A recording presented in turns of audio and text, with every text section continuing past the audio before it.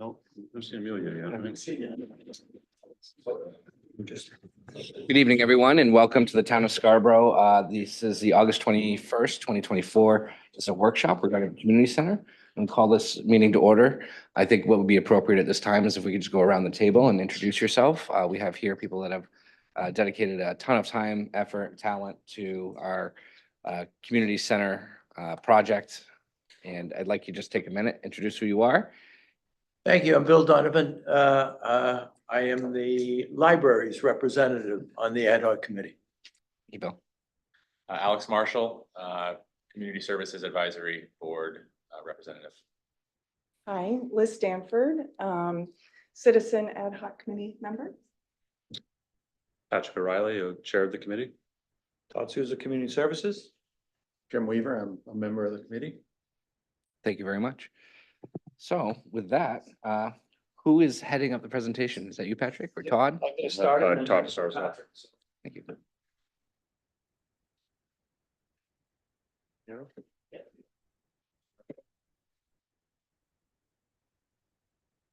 So I just have a couple quick words here as a welcome and an intro and thank you. So again, thank you for this opportunity this evening.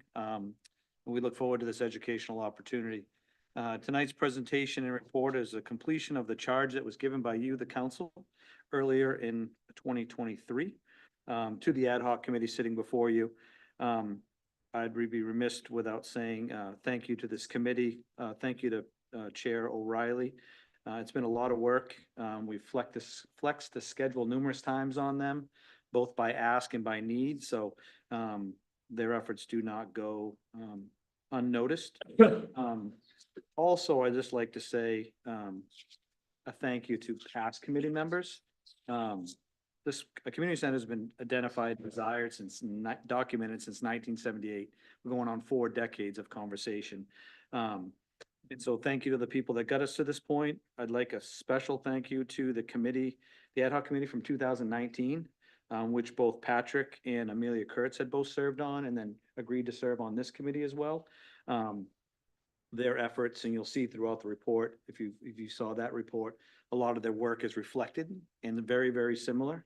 And so it just really solidifies some of the discussions that we had and the reasons why we did what we did. Thank you to, we have Brett and Keith, and we'll introduce them as we're going forward from UTIL. We had a very robust selection process when we hired, and their leadership and expertise has made this process what I thought has been very thorough and thoughtful along the way and hit a lot of our benchmarks. At one of our last meetings, we discussed and are always at our community services trying to implement some of the identified tasks in our master plan that we presented to you in 2023. I just wanted to make note that in the programming section, we ranked very well, but a lot of the programming areas that we can't touch are based on aquatics and certain specialty skill sets that we just don't offer our residents in Scarborough. So a community center, whenever that does happen, would increase our offerings to our residents. And so now I get the pleasure to turn the presentation over to our ad hoc chair, Patrick O'Reilly. Thank you very much. I'll just put the next slide up just with all the names of the folks involved here. Just go through that really quick, although we introduced ourselves. I'm Patrick O'Reilly. I chair the committee. Amelia Dow was the vice chair. Alex brought a lot of experience to the table, working in Parks and Rec department for the city of Portland. Everybody brought a little bit something to the table. Glenn Simons, Den Meehan works for the Sea Dogs, so he's out there managing the Sea Dogs home game today. So he knows how all of those things work. And he's very involved in the Little League here in town as well. Liz, obviously, Jim. We all brought a wealth of experience to the table, and I was very proud to serve on this committee with everybody. I'm also happy to had served on the 2019 committee. That report was handed off to you guys, I think, in March of 2020, which there was stuff going on then, if you recall. So Wait, Patrick, do you mind speaking up a little bit? Sure. Is this a microphone? It is, and it helps our people who are not in the room. so that our live feed is getting good sound, but for people who are behind you. Sure. My wife and Tom will vouch that that's probably the first time I was ever asked to speak a little bit more loudly. Yeah. Thank you very much. That's one. That's one time. My kids too. It's usually the opposite reaction. So the 2019 committee work was very, very different experience for those of us who were on both of the committees. That work was largely independent. We had an outside company that out of Connecticut or Massachusetts, I can't even remember where they were from, who we were working with on that project. But we had to do virtually all of the work ourselves, every spreadsheet, every report, every survey that went out, we wrote and vetted and tabulated every single thing. This was a much lighter lift from that perspective. And I think it's a much better product because we have professionals, and Brett and Keith are here. And you'll hear a lot more from them in a few minutes. But it was a very different and a much improved experience from a citizen's perspective, and from my perspective, because of the wealth of information that you just had at your fingertips from prior reports, from involvement that the town of Scarborough has gone on, as was just mentioned, since 1978. We didn't go back quite that far in our data research, but having that experience really, I think, bore to the fruit that you will see presented to you tonight in a high quality, accurate, data-driven report. Being professionally led really made the job much easier for us on the committee, and we really appreciate the hard work that UTL and all the other companies that they contracted with put into this. The charge that you all know the charge that we were given, but just for the public's information, we were asked to look at this. What would a community center look like to provide as many of the services that are desired by the town? And we kind of had the luxury of operating and evaluating that charge in a vacuum. We didn't have to think about necessarily cost or taxes or anything like that, although some of those obviously played into our mind when we were evaluating whether it was going to be, this size or that size, or what program or what service we were going to include in the project. But by and large, we were able to look at what an ideal situation would look like without having to filter that through a whole bunch of constraints, which you will all have to do, and the voters will all have to do eventually when this gets to the ballot at some point in the time in the future. So it's very important to me personally, as a lifelong Scarborough resident, sat in your chair, been on lots of committees and boards in this town. It's very important to me that this report doesn't sit on a shelf like the previous reports have. Whatever the next steps are, I implore you to move to those next steps. And it could be as simple as vetting the programming that we came up with through the Community Services Advisory Committee. And Todd will give you 1,000 different ideas of what you can do for next steps that don't involve necessarily going out to the voters or acquiring land or bonding money, right? There's a whole lot that can be done to move us towards that and continue to keep this work relevant and applicable in the future. So I beg you to consider what that next step may be for you and how that might look in terms of allocating resources towards an ultimate goal of providing some type of community center for this town, which we all love and care for very much. And with that, I will turn it over to, I think Keith's gonna go first, or Brett's gonna go first. All right. Good evening, everybody. Todd and Patrick, thank you much for the introduction. I'm Brett Benson. I'm a principal at UTL. We're an architecture and planning firm that was hired by the town to help with this process. And I'm joined by my colleague, Keith Case. And we're going to trade off tonight just to keep it interesting and lively so that you don't hear any one of us drone on too long. Our process was really broken into 4 tasks. The first one was a kind of research and analysis task focused on programming. The second one was focused on site analysis and community input. Third was developing a conceptual layout and some design studies. And then the fourth task was the final report and analyzing some of the costs and economic forecasting that went with this. And all of this process was really rooted in the experience of the ad hoc committee, all of whom are residents of the town and deeply familiar with the programs that are being run here in the town. as well as some really key touch points where we went out to the public and had larger activity sessions, charrettes, open houses, so that we could solicit as much information as we possibly could. This wasn't done in a vacuum. This really was a process that relied on community input to guide us forward. And that included 12 ad hoc advisory committee meetings. And so, again, we're deeply grateful for the ad hoc committee for donating their time to spend with us. Some of them were very many long nights discussing these issues. I'm going to hand it over to Keith and we'll talk about task one.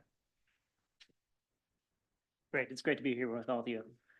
So task one, the goal of task one was to end up at the end of the task with a space needs program that we could use to generate some sense of the size and scale, the requirements to be required for the cost estimate, the space needs within each space, the FF&E, all the nitty-gritty that go into the kind of internal portions of the building, as well as the external size, parking requirements that we could that we could take into task two, which looks more at the site design and site layout.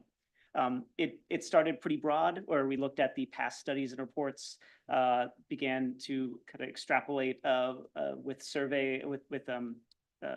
informal surveys and community engagement on kind of the broadest ideas of what could be involved in this community center.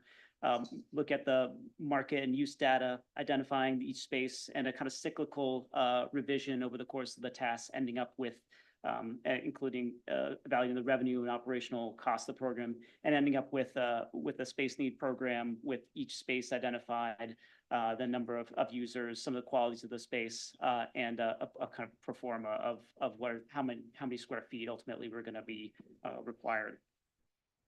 In some of those discussions, a couple of really important project goals and objectives began to be kind of coalesce in the first few meetings. And just to run through this quickly right now. So a facility that's easily accessible by all Scarborough residents. We talked about that at multiple scales, whether that means it's ADA or universally accessible at the level of the individual user, but also how does it sit within the town? What are the priorities of its location? Is it accessible by a public transit or walking, or is it easily, could you drive there or bus students or residents to the location? Really an important way to frame how we thought about all of the elements of the program, but also the siting. Balancing the community and recreation programs, another important one. There's the possibility, the question of whether it was a community center or a recreational center, and each of those, recreation being more related to athletics, membership based versus community, which is open to all, and what the blend of that would be, and how that could be, some of the recreation program and the revenue that would generate could balance the needs of the program, which doesn't necessarily generate the revenue, but is open for everyone in the community. Creating a gathering space for the community, also pretty important. The town has grown pretty significantly in the past 20 years, and some of the largest civic spaces that you'd find in communities that are of comparable size really are lacking in some ways. And it was mentioned that the Isles of Hannaford is really where you're going to mostly see your neighbors, et cetera. So trying to create those places within the community where you can see members of the community and really be engaged and shaping those spaces within the program to make sure that there is ample opportunity where this could really be a space where all members of the community engage and interact. And then operating close to revenue neutrality, really that balance of costs and revenue, but at the same time be sensitive of how that plays out with membership fees at the daily or yearly level. I'm not going to go through all this right now, but the summary of the past document findings, there's so much great information in the past surveys, the community survey, but then also some surveys that were completed in the 2019 ad hoc community advisory committee's final report. Really, it emphasized a lot of the facts that I think most people know, that the availability of school gyms and recreation and senior programming really is potentially lacking in the town. There could be a space made for some of those activities in addition to some of the larger program that was identified within the previous study, like the gym and the aquatics program. But then also looking at the comprehensive plan, which was completed between 2019 and now. And some of those goals really resonated with the members of the committee, like the encouragement of non-residential development to be within the growth areas within town, higher density, shared parking, reducing maintenance cost and promoting a walkability. But then also, just underscoring the fact that it should be a fiscally sustainable project where that balance between the revenue and the costs is maintained. And as a jumping off point, looking at that 2019 final report, we took that as an opportunity to maybe broaden the approach to this 2023 version of the survey, where the 2019 version was a unique format where they're paired with a developer of athletic program, the Edge from Massachusetts. And as a result, maybe some of the community programs are maybe de-emphasized, and some of the athletics were maybe predetermined just because of they have a certain performer that they use when they're developing these athletic centers. So our program methodology is really to establish this universal of activities rather than come with a preconceived set of spaces and architectural program and develop a really broad range of potential activities. And then edit that list down through our weekly work with the committee and also through the community engagement process. All that is, developing the kind of space needs program, the sizes and requirements, the adjacencies, all the equipment that would be required in each space, and then further, contextualizing it within within the primary service area, the market requirements, and census data, et cetera, that you'd find in Scarborough. During this programming phase, we had our first of a programming public engagement events where we went and saw we did some events with the Scarborough Middle School and High School during lunchtime. And this was really about developing that list of activities and find out where, rather than the types of spaces, really try to pinpoint the groups of activities that students found most compelling. So some activities involved exercises with the students, breaking into small groups, generating really their own list of and groupings of what their ideal community center program would be. And then as activity at the hub in collaboration with the a senior gingerbread event, but also during preschool pickup and through the evening with some more open-ended questions for some of the adults who are coming in and really providing the opportunity to give feedback on some of their activities that they thought were most relevant, but also the impact of location, events that require traveling outside of Scarborough to attend, and the kind of quality of public gathering spaces, availability of spaces in town. And so those really help to underscore and enrich the conversation that the committee was having on a bi-weekly basis as we were developing the space needs program. Also, during the programming phase, we brought in Ballard King, who did some demographic and market assessment of the primary service area and looking at whether or not the town itself and the surrounding area could sustain basically sustain the spaces and the activities that are happening within more of the recreation side.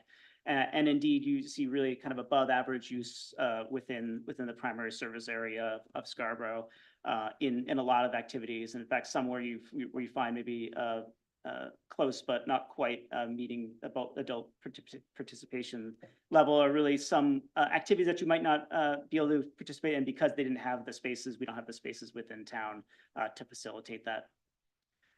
But then also critical in looking at the evaluation of the revenue and operational costs is understanding how some of these pieces of program relate to, you have high first costs versus the revenue, and that really underscored and fed into the discussions that the committee was having in terms of developing the program and finding spaces that could be utilized or consolidated because they have maybe low revenue potential, but also low cost of expense to build, versus other that have, high opportunities for revenue generation.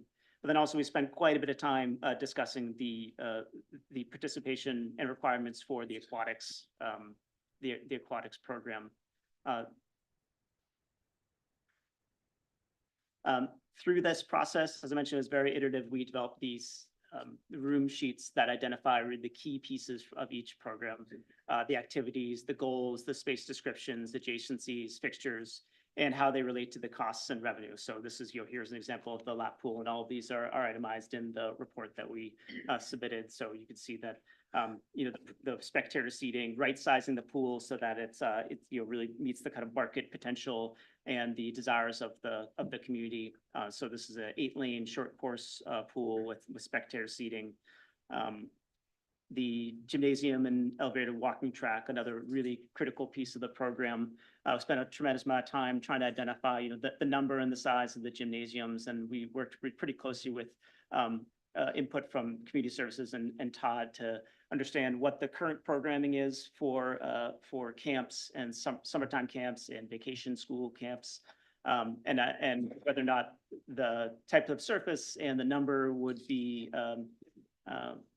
compatible with the amount of space that we required for just daily use of adult recreation and pickup games, et cetera. And so, here within our space need programs, a 3-court gym with the elevated walking track, and that walking track also pretty important piece of the program, just given the winters in Maine and being one of the used by really all ages, but especially in the state of Maine being, having the oldest population in the nation, really a critical piece of the program that was front and center, really, and part of the evaluation in all of our trips to local community centers and YMCA's. This is something that really got a lot of thought and consideration.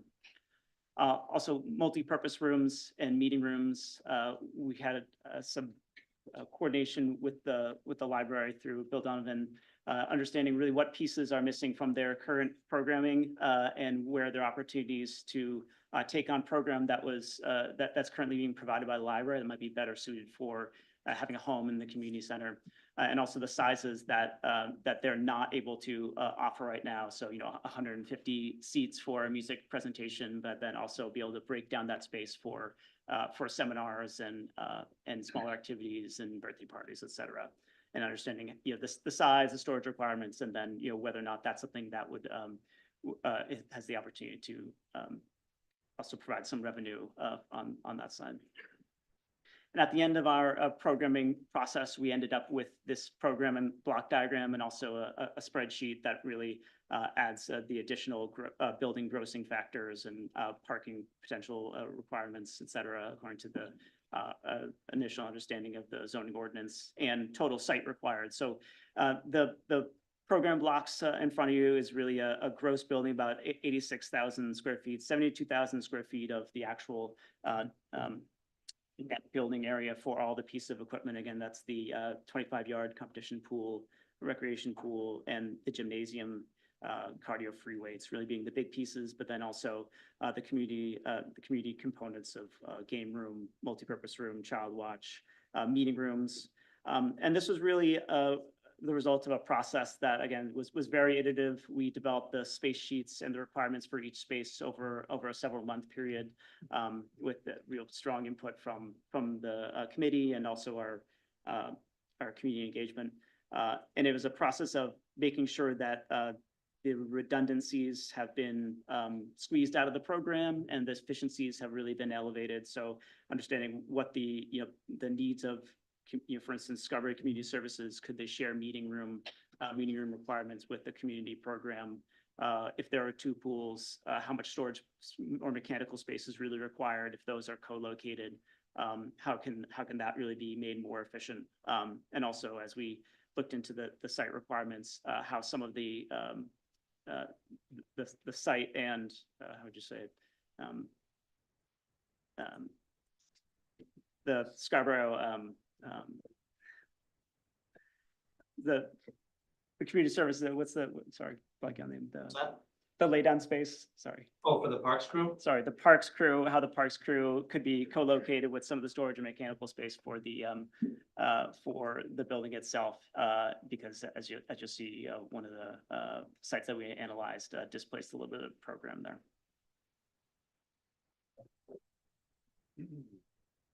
Okay, great. And our second task then moved on to looking at site analysis and culminated in some additional community input. Before we could really look at sites, we needed to develop a site analysis criteria, which we'll review.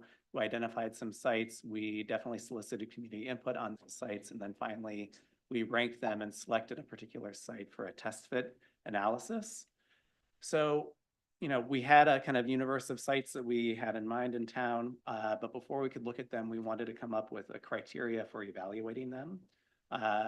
We, as the consultant team, suggested an initial evaluation matrix. We reviewed it with the committee. We adjusted the scoring, and you can see some of the scoring went from 0 to 6 points. Some of these criteria also had negative points, and they kind of broke up into different categories, looking at the optimization of the program on the site, the accessibility of the site to other residents, and the cost and land acquisition and permitting and approvals, all of those impacting the relative evaluation of the sites. We did look at 4 sites initially. All of them are town-owned. That was a very intentional decision on the committee's part and the town's part, keeping an eye on cost. We didn't want to open a Pandora's box yet of looking at private sites. And what we found in the 4 sites is, as we went through the evaluation, that some of them rose to the top and some of them just weren't adequate for the program. So you can see here that of the 4 sites, the ice rink site was the site that was chosen as the most favorable. It ranked the highest. Relatively, you can see even Memorial Field in the total score was a little bit higher, but as we discussed it with the committee, the ice rink site began to make the most sense. There were other sites like the tennis courts that in the end we did not evaluate because it didn't meet the size for the program. And so that was an important criteria, is just evaluating these sites relative to the program that Keith just went through. So I'm going to go through just very quickly this ice rink site and why it was chosen for our test fit analysis. First and foremost, it's really centrally located relative to the town and other services that the town provides. And we think that it would actually benefit from that central location, having great and convenient access to the schools and the rest of the municipal campus. It's the right size for the building program. We didn't want to evaluate or choose a site that wasn't sufficiently sized or that we would have to relook at the program. Parking is a big deal. You know, we want to make sure that this is a convenient and well-used site. But we also didn't want to make a parking field that would serve only the community center, given its hours of usage. And so we looked at this particular site, and the benefit is that it can share parking. But while yes, it will need some additional parking of its own, at very busy times, it can co-locate with other parking with the school lots. Although there are wetlands on the site is generally flat. It's also partially developed. And it's generally underutilized, although we know that there are currently fields there. And so a replacement field is quite important. Also, this would displace, as Keith was mentioning, some of the parks facilities, and we wanted to make sure that that was incorporated into a new program for this particular test fit. At the end of this process, we had another open house. This was both looking at sites, but then also kind of looking forward in terms of look and feel for the building, and then backwards in terms of the program. We wanted to make sure that roughly at the midpoint of our process, take the temperature of the community for those who participated in the open house and make sure that we were getting good feedback. And we had great participation. You can see some of the boards that we had set up here. People came with Post-it notes and green dots and red dots, and were able to interactively place things on the boards of areas that they thought were favorable, and then areas that they were not favorable or excited about. I'm going to hand it back to Keith. We'll go through our conceptual layout and some of our design studies. So Task three, compared to at least programming in the site, was a relatively short phase, really developing the building test fit and the site design. Once we were outfitted with the site selection and the program, with, on paper, the sizes that we need, the general idea of how much parking at a conceptual level we'd want to achieve for parking, and some of the requirements of the site, and offsets, et cetera.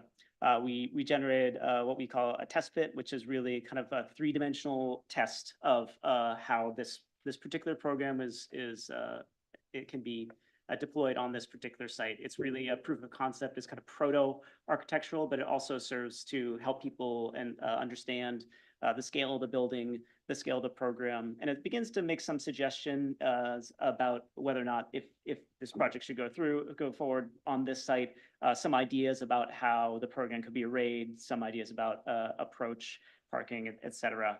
And it can also be used to just, generate some excitement about how the building and the project could move forwards. So just to describe the test bit, really generally, looking at the big piece of program is the kind of, for a site like this, which has some wetlands on site, but also a pretty significant site development portion with the two sports fields trying to replace. Though finding the location for that on the site and working the rest of the program around that. The general part D would be the recreation zone on the ground floor with a lobby with the membership reception desk with the membership area with the two pools on the right-hand side and the gyms. And then the locker rooms with the shop space and mechanical back house. And then most of the second floor would be devoted to the community program with the meeting rooms, the game room, child watch, multipurpose rooms as kind of a tissue that's connecting the larger pieces. But then also the community services offices, the spectator seating for the competition pool, and then access to the walking track for people to use in the community all year round, access from the second floor. Just a massing model of the building and the fields on the site in relation to the Wentworth School. As you can see, it's got a size similar to some portion of Wentworth with two stories, and then two portions where greater ceiling height is required, popping up in those two locations with really good orientation both for solar, but also the approach from the municipal campus coming along Wentworth Drive, Municipal Drive coming up from the hill. And really great visibility and opportunity to open out and be a really welcoming presence within the municipal campus. And then, starting to develop some ideas, taking some of the feedback that we got from the look and feel, what we call like a dot rodeo at our community engagement event, where people got to vote with their stickers on the kind of look and feel of the interior, exterior, and some of the spaces, trying to make a suggestion about how we anticipate a building could interact with the site, be welcoming with a big patio, speaking to some of the desires of the town and the committee of having a gathering space, an opportunity that indoor-outdoor events could occur with the practice fields to the left, and then community services up above with the ground floor fitness rooms, and on the right-hand side, maybe a suggestion about the ability to see into the lap and recreational pool and really have that be a really activity-filled entrance area with a glassy entrance and a staffed reception desk.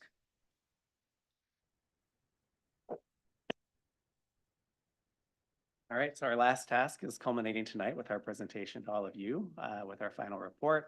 And included with that is a cost estimate and some economic forecasting relative to the performance of the proposed facility. And, operational analysis was actually a thread that was consistent throughout the process. It's one that we started the very first meeting talking about creating a facility that was not a huge drain on the town's finances, one that could be as self-sufficient as could be expected for a facility of this size and providing these types of programs. And it's a conversation that was had consistently as we were discussing with the committee the types of programs that would go into the facility, the size of them, and the market demand. And so what you're seeing here is working with one of our consultants, Ballard King, to develop an operational analysis of this facility. On the left, you can see a projection of total expenses. And then on the right, a projection of total revenues. Those essentially balance each other out. That requires about $100,000 yearly subsidy, which, you know, is quite good relative to facilities of this size and this type and the types of programs that they're providing. Cost recovery is about 96%. One thing we want to say is, you know, this is calculated after a 3-year stabilization period, that it takes a little while for facilities to ramp up and hit their stride. And this is also calculated in today's dollars, and something that would change, you know, as time goes on. Working also with our consultant, we developed a schedule of potential membership fees and the revenue that goes with that. And as Keith mentioned earlier, we wanted to make sure that we analyzed the market and created a potential membership structure that was attainable for most residents of the town. One that was not too much of a stretch, but also one that reflected the kind of cost and the services that would be delivered in this facility. And so you can see these are scheduled here. It includes a discount for town residents and a premium for non-town residents, and then a potential schedule of rental fees associated with the different facilities within the overall building over on the right. We also performed a cost estimate of the construction cost, and that's about just over $60 million in today's dollars. To come to a total project cost, you have to incorporate soft costs into that. So that takes into account project management fees, design service fees, also furniture and equipment, audiovisual costs, that sort of thing, to develop a total potential project cost of about $82 million. And because we just had to pick a point in time, we picked a point in time of starting this year, 2024, with about a 4-year time frame to complete the project, so one that would be completed in 2028. And again, this is very conceptual in nature. This is a, you know, as Keith said, kind of proto-architecture, and there's a lot more work that would need to be done to really refine these numbers. And just to kind of hammer that point home, we wanted to wrap up here on this project timeline. You know, we're just completing this feasibility study, which was about a 10-month process. There would be a budgeting and vote period, which could be as short as 3 months, but could go, you know, many years. That's in your court. And then beyond that, a designer selection period, the actual time to design the facility, then bidding and construction, and finally move in and opening costs. And so if it were to happen today, again, we project it'd be about 4 years. But there is a time value with money as well. And so if this went to ballot right now, this would be the $82 million cost we're quoting.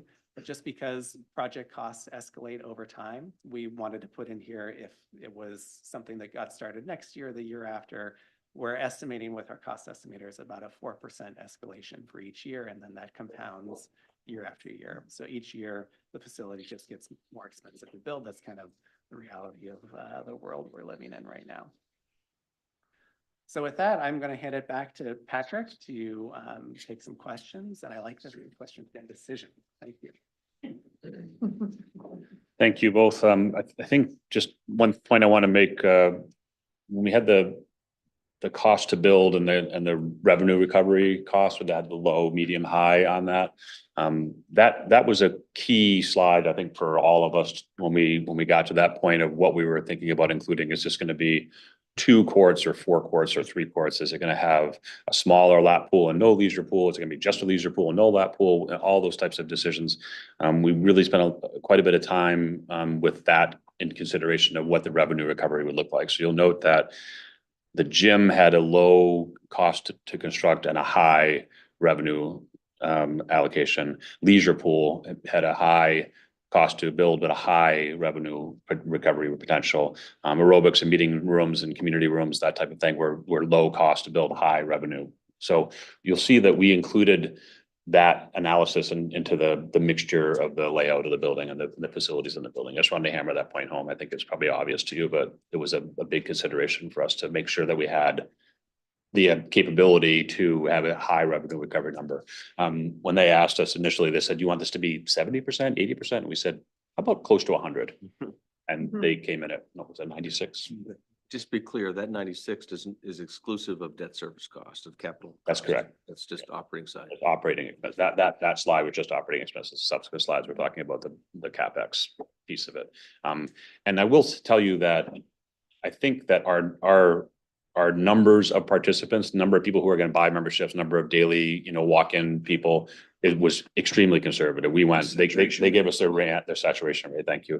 They gave us a range of what they thought it might be. And for that analysis, we used the lower range of just about all of those categories. So it's a fairly conservative estimate.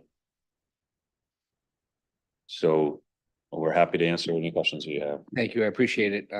Excellent presentation and excellent work on all of it. So for the purpose of the council and how I'd want to tackle this, I think it's natural human instinct to want to ask about a fourth basketball court. So I would allow for a little bit of time to ask them about the details, the fun stuff. So, why a rec pool?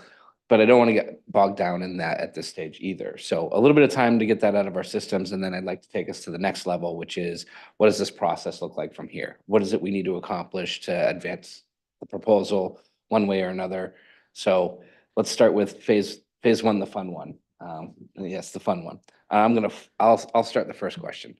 Was there any consideration given to turf, artificial surface inside of that? And the only reason I bring it up is I can envision lacrosse teams, field hockey teams, winter baseball, spring training that would have a willingness to rent a space that has artificial turf inside during our winter months to use it as a training portion to their program, whether that's local here in the schools or whether it's actually outside organizations. So was that any consideration given to, instead of 3 basketball courts, 2 hard court surfaces and a soft court? You could see soccer, you could see, I feel like there's a lot of sports that could potentially turn a winter and spring program around and rent the space like that. Why don't you grab that one? Yeah, we looked at all aspects. Ultimately, we looked at the hard floor. Wooden floor is the most flexible for programming wise. We didn't dive down to how things actually operate. We didn't get down into where netting would be. If you have 3 full courts, you can divide them all up. In today's day and age, there's rollout surfaces. There's a lot of facilities that have rollout turf that sits on the side and it comes in.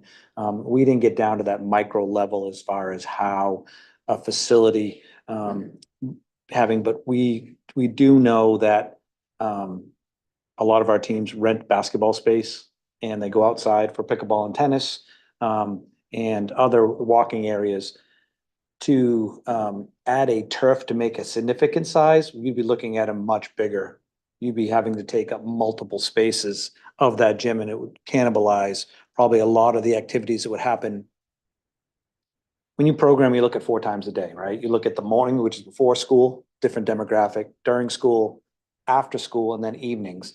And gymnasiums give you a wider programming spec than turf. And so when you see a lot of turfs, most of the time they're quiet during they're high population in the evenings, but they don't fit that programming mass. And Alec could probably chime in. He's managed turf.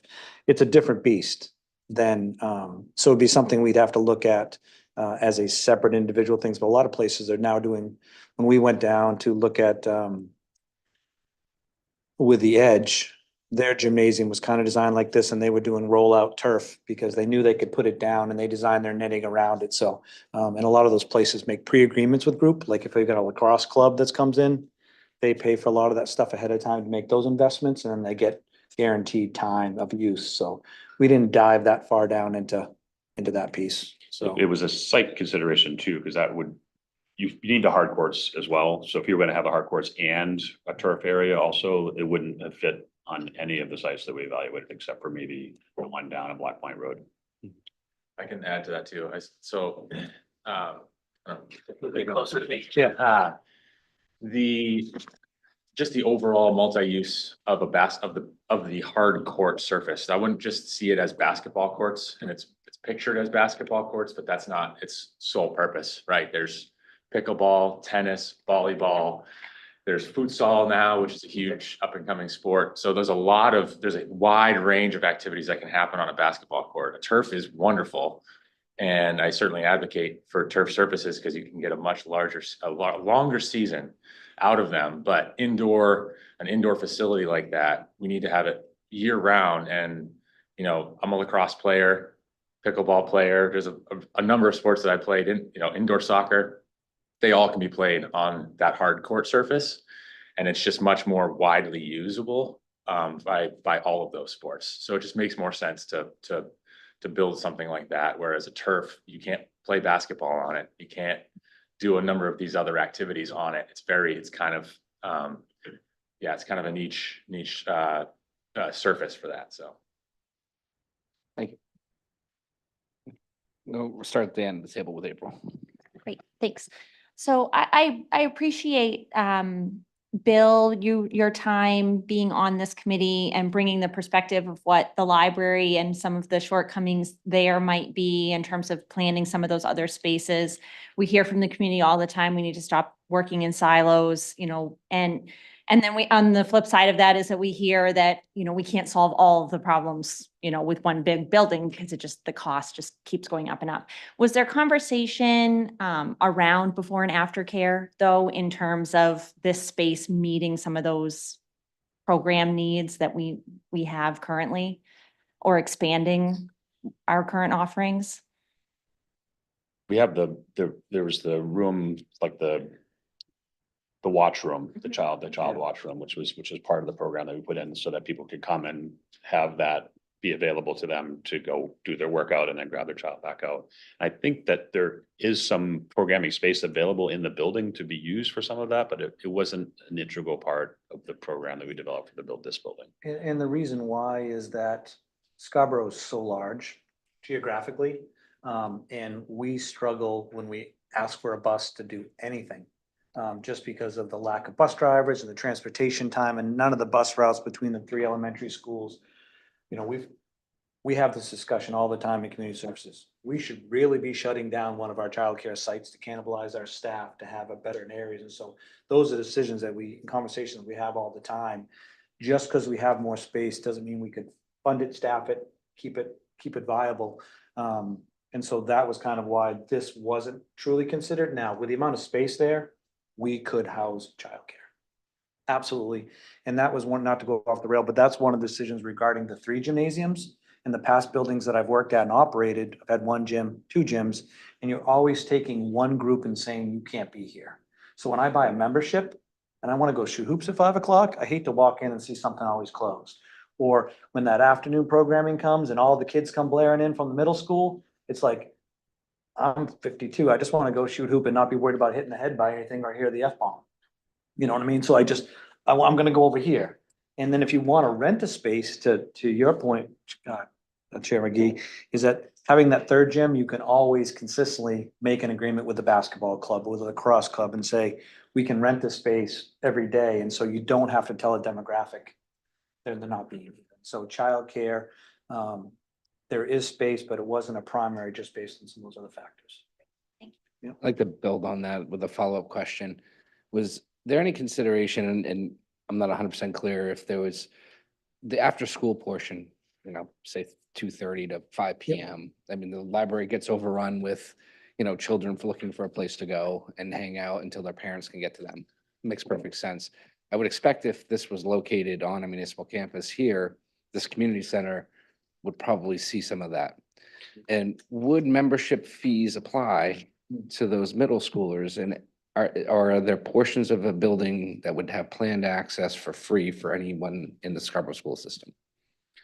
That particular, the second part of your question is probably a thing for the next, you know, community center, like once you actually start designing the building and planning it out, they would make those decisions. So where the paywall is in the building, we talked about a whole bunch of different scenarios and we visited 3 different sites up in Midcoast and talked about some of those things to get some perspective about that.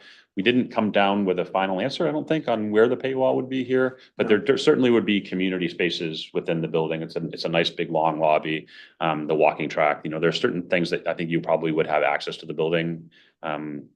Maybe you have to have a resident card or something like that. I don't know. We didn't get down to the nitty gritty about that, but we did definitely talk quite a bit about the relief valve from the library and giving them some Walking access. access, you know, walkability from, who knows where the grades are gonna end up, but right now you have, 3 through 8 right there within a very short walk of where this building would be.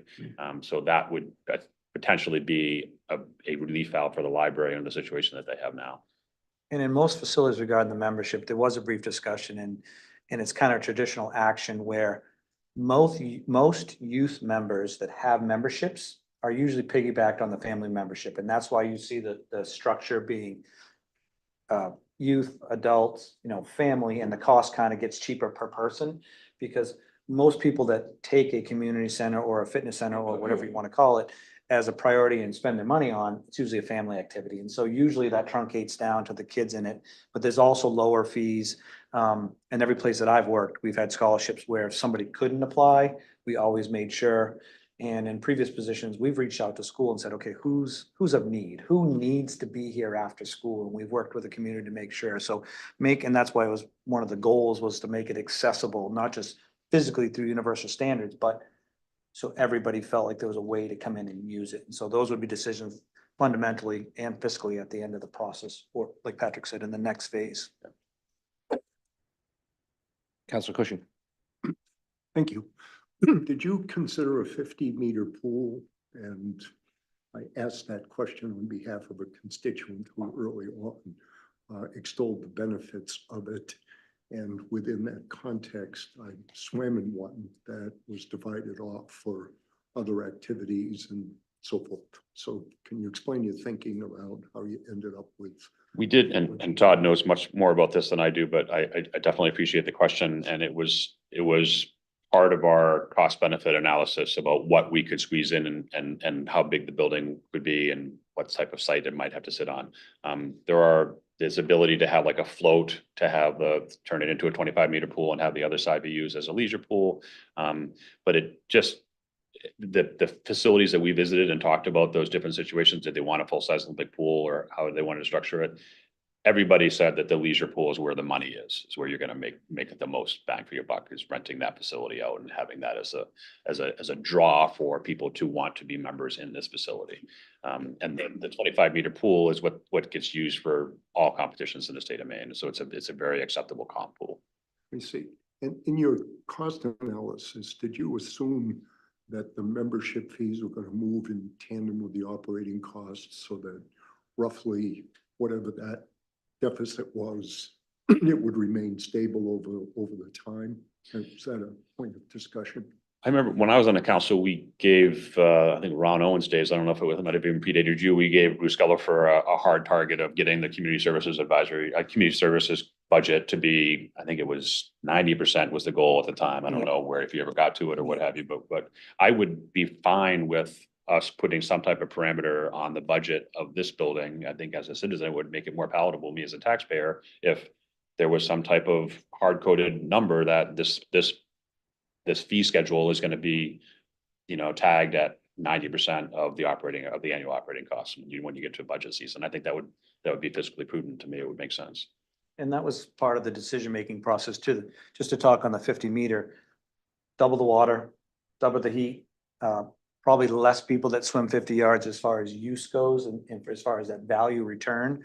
And then build larger building structure as well as far as, and so when Patrick mentioned what each element or program area and those revenue pieces, that square footage, we just started getting to a building, this thing was like 200 square feet. I mean, it was huge when we first started. And so it came down to a cost model and a best use, if we would. And we did look at, somebody mentioned 4 courts. We did look at 4 courts. I think we might have even for 30 seconds looked at 5 courts, but it came down to, once again, what size building and, dollars per square foot and making sense. And, certainly this could be looked at again in the future and maybe turning that building the other way. You might be able to get a 4th court in there, but we did definitely look at, everything from 2 to 5 courts. Councilor Shoup, anything right now? Yeah. So I know with the location, I know with the committee, it was important to be centrally located. So I think part of the question I want to just clarify was I thought we did put a lot of emphasis on having like a teen center where, April was asking about childcare, and I felt like childcare was going to stay at the schools and we were more focused on the teens because I do feel like that was a gap. and I want to clarify, do you plan on having a teen center? And then I thought at one point there was a discussion between a teen center and a senior center. Because those are two things that I think were definitely lacking just generally for the community. Yeah, can we go back? Yeah, we should get back to that slide.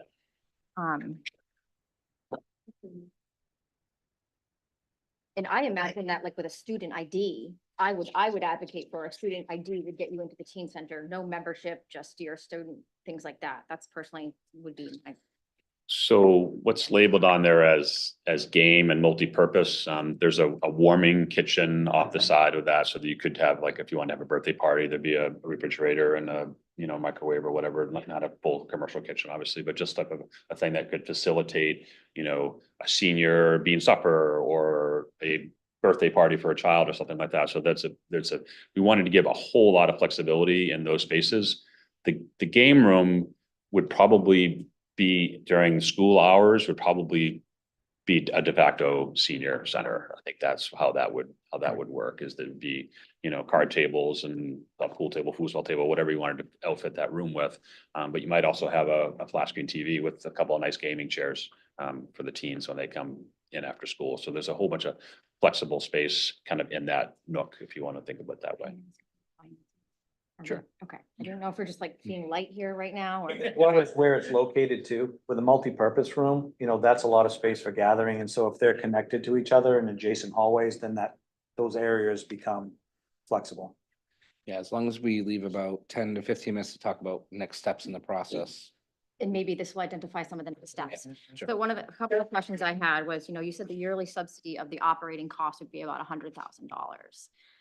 I don't want to gloss over the fact that we currently pay how much to rent the hub every year. So we're already paying money out, part of our budget.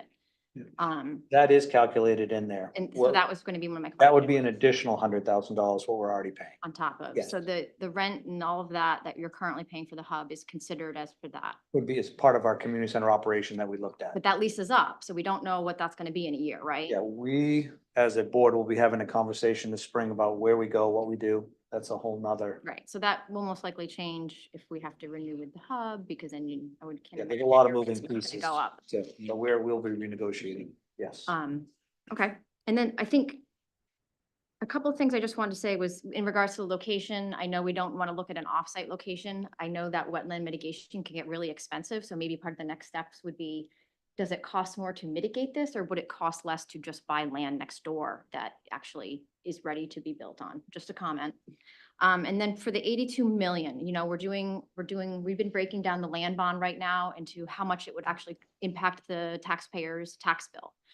And so I don't know if you guys have thought about that. I don't know if the consultants have broken that down. Maybe that's something that we could break down in the next steps of, you know, how long you'd be bonding that, what the actual impact would be, I think would be helpful. We had that discussion about alternate funding sources, and we discussed at our last meeting that wasn't really in their charge, and there's so many moving pieces depending on what year it is, what time of year, when we bond, and so those are things would be definitely in the next process, and I think those are things that could be discussed and what that next step is, but it really wasn't part of their initial charge to dive that deep into that. But there should definitely be a funding study, you know, a WEX, a Hannaford, an Allagash, or somebody might come forward and want to sponsor a certain program or something like that. So I think there's a lot of opportunities to do that, but that was not part of our charge to get into that aspect of it. One last question. I know when we talked about the site location, I know we had the open house, and I was curious if the feedback that you got at the open house was the same feedback that you got from the committee, as in everyone felt like the Wentworth location out of the 4 locations was the top choice. Everybody submitted that analysis and the rating criteria.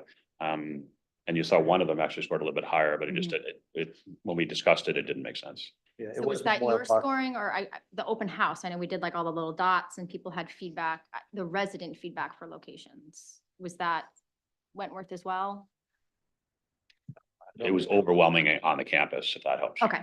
Yeah, and just for educational purposes, the Wentworth, Memorial Field scheduled scored the highest, but after we had our sit-down conversation, the reason why, 4 sides, nowhere to hide anything, wide open in the middle. We wanted this program to be transferable, and the one thing that the Wentworth site gave us was we had to replace a field if we put it there. We had to talk about the shop park. We had to clear trees and do clear cuts. So if this model probably would be cheaper on Memorial Field, but if we were ever to take it off-site, this is a more realistic model that of how the elements of a true project would be wherever you build it. And so this is more true to cost and it would be for us saying we could do it for, 77 million if we put it here. It's like, plus the congruent parking. I think Brett made that kind of thing. We just didn't have vast pavement. And so it tied into some of our resources, which is a direct identification on our comp plan about maximizing our existing surfaces. So. Counselor Hamel, any? I had a couple of questions. It was very heartwarming for me to hear other people asking cost questions, so thank you very much. What is but not to be outdone, what is the cost of the hub lease? The total I think it was like, when we put this together was like, the total operation between utilities, the lease, is about 360 A year? a year, yes. Because I recall a figure of 900,000 for a It's- 2-year lease. No. Okay. No. All right. Thank you. Yep. And I was here for a lot of this, so if I'm asking how we got here, forgive me. But I remember the survey that was led by Ken Johnson, which was highly regarded in terms of its independence, and it was statistically valid. As I recall, the feedback on a pool was people wanted a pool. They didn't say they wanted 2 pools, or they didn't say they wanted a comprehensive proposal, which you have, which I think is very impressive. And I had 1 or 2 questions on that. But how did we get from that to a proposal like this, and it goes back a little bit to the 90-meter question, the 2-pool solution? 50 meter. 50 meter. Yeah. So I'll try to answer those in parts and pieces, and everybody, I don't need to do all the time, so please feel free to chime in. We identified that the high school swim team is a priority. They're renting somewhere else, so that means a lap pool is an ultimate priority. When we researched and visited other facilities, and Gwen drove this conversation a lot of the times because she's an avid swimmer, you can do a lot of the activities you can in a rec pool, in a lap pool. It's a completely different experience. It's a completely different water temperature. It's a completely different feel. And it goes back to the comments regarding a gymnasium. You're shutting down one to do another. And so when you're hosting 6 high school swim meets, you're shutting down a pool for most of a day and an evening in preparation for a high school swim meet. So you start taking away value. When we started looking at the recreation pool, and I think Patrick mentioned it, it's a high level to build, but it's also a much higher revenue. It's a much greater span where you've got, half-inch of water that a toddler can sit in, and they're sitting in, a much warmer water temperature, and you don't have to shut down one or the other. The other part in the cost discussion was UTIL did a nice job, and we didn't share in here, but I believe it's in the report. They showed us, because we asked them, 3 buildings, and they took away certain pieces of it. So we could see that kind of flex, because when you're talking about building costs, operations, and revenue, all 3 aren't weighted equally. So when we looked at it, and that's why we decided to bring this model, and please chime in if I'm incorrect. The $1 million, when you get into the 78 million versus 82, we could get to 78 today, but you would lose a pool.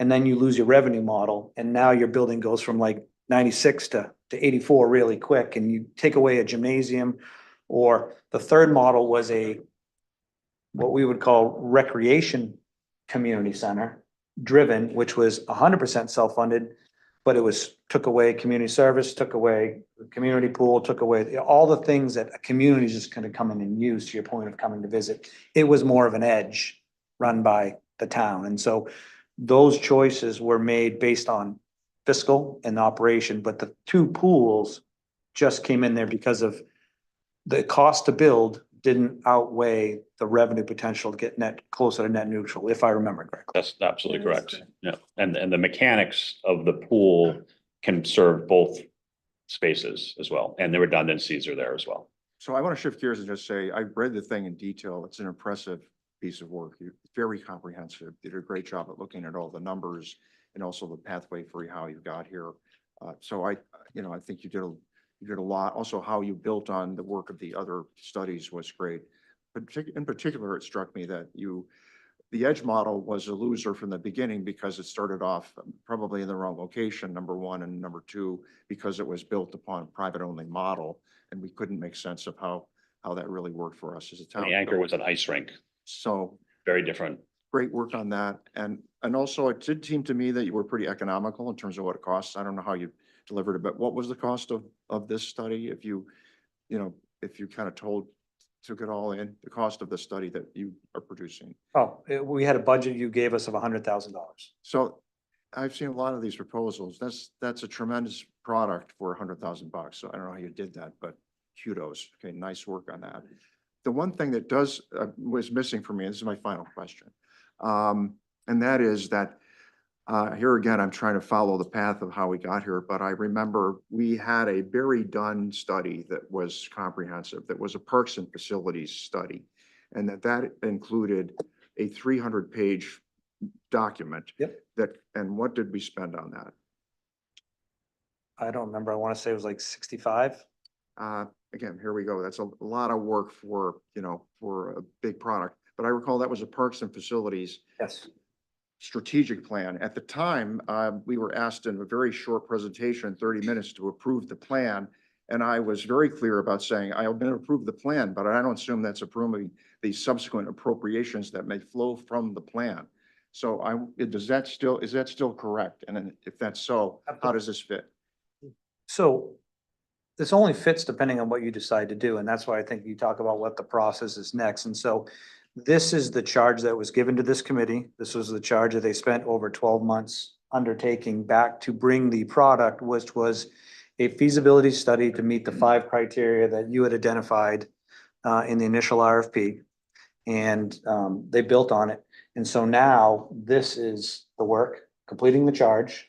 And then just like in any project, whether it's a community center or an ice rink or buying a dump truck, it's got to go through whatever process you set.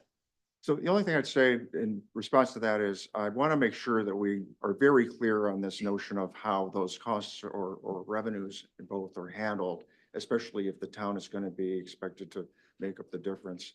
And that, I want to make sure we're very clear, where are we in the parks and facilities plan, part of that strategy, or is this a subset of that? I want to make sure that we're clear on, where we are on the map. Yeah, this, as Brett said in his part of his presentation, that all 4 of our funded study surveys, 2019, the comprehensive plan and the Parks and Facilities Master Plan all identify this. And I think that's how we got to your appropriation of $100,000 to do this feasibility study.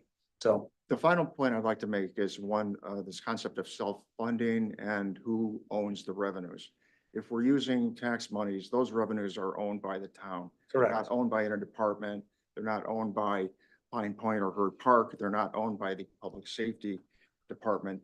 This is public funding, public money. Yep. So it belongs to the public, and we're stewards of that. We're elected to make appropriations, recommendations, say yes or no. So I want to make sure we do not ever lose sight of that. And I'm very encouraged by the questions of my fellow counselors. So the only caveat I would say to that, Don, is that unless you as a council set some contingency to change where that funding goes, like we do with Herd Park, with the beaches, anything above the revenue net and operation cost goes back into a fund to help offsetting costs. But that's a you choice. Which again is controlled By this council and is still community money. we're really onto something here. We're starting with the cost. What does something cost and what is it worth? Okay, we're really onto something. And so I'd like to see us continue that. Yep. Councilor Anderson. Yep. So I think they asked a lot of really great questions, and thank you guys for all the work and time you put into this. I'm just looking for a benchmark to really kind of make this real in my mind. And I love the layouts in the report that kind of showed examples. But when I kept looking at the report, I kept thinking this feels a lot like the South Portland Community Center.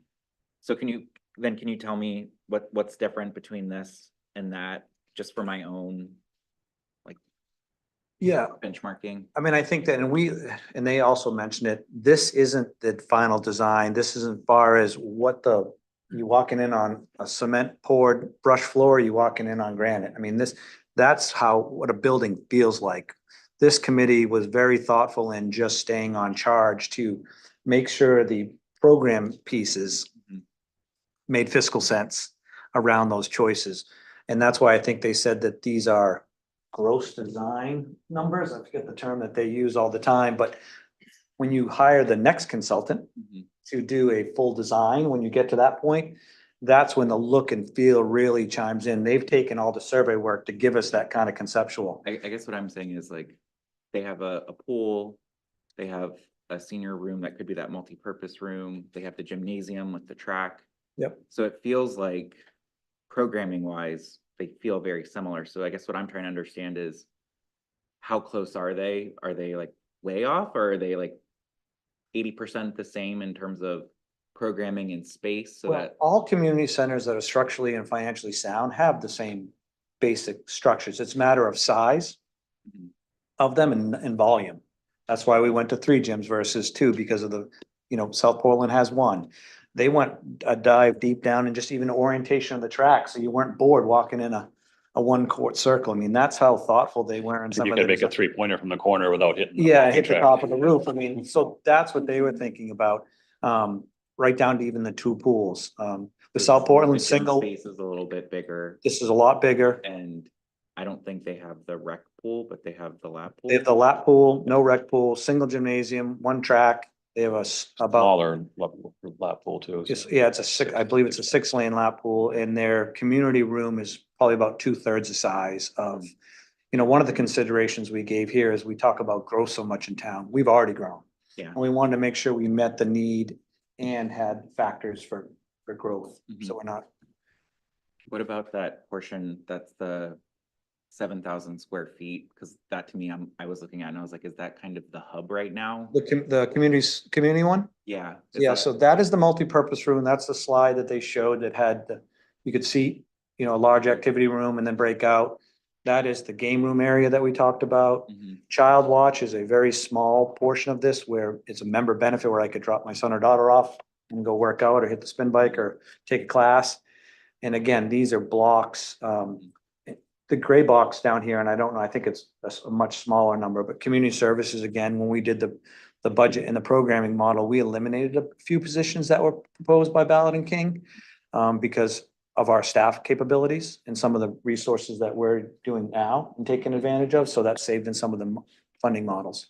And having the community services staff be in this facility where, I don't know, pick a number, 65% of the programs are going to be housed, that gives you a lot more economies of scale to help, cover those needs from a staffing perspective.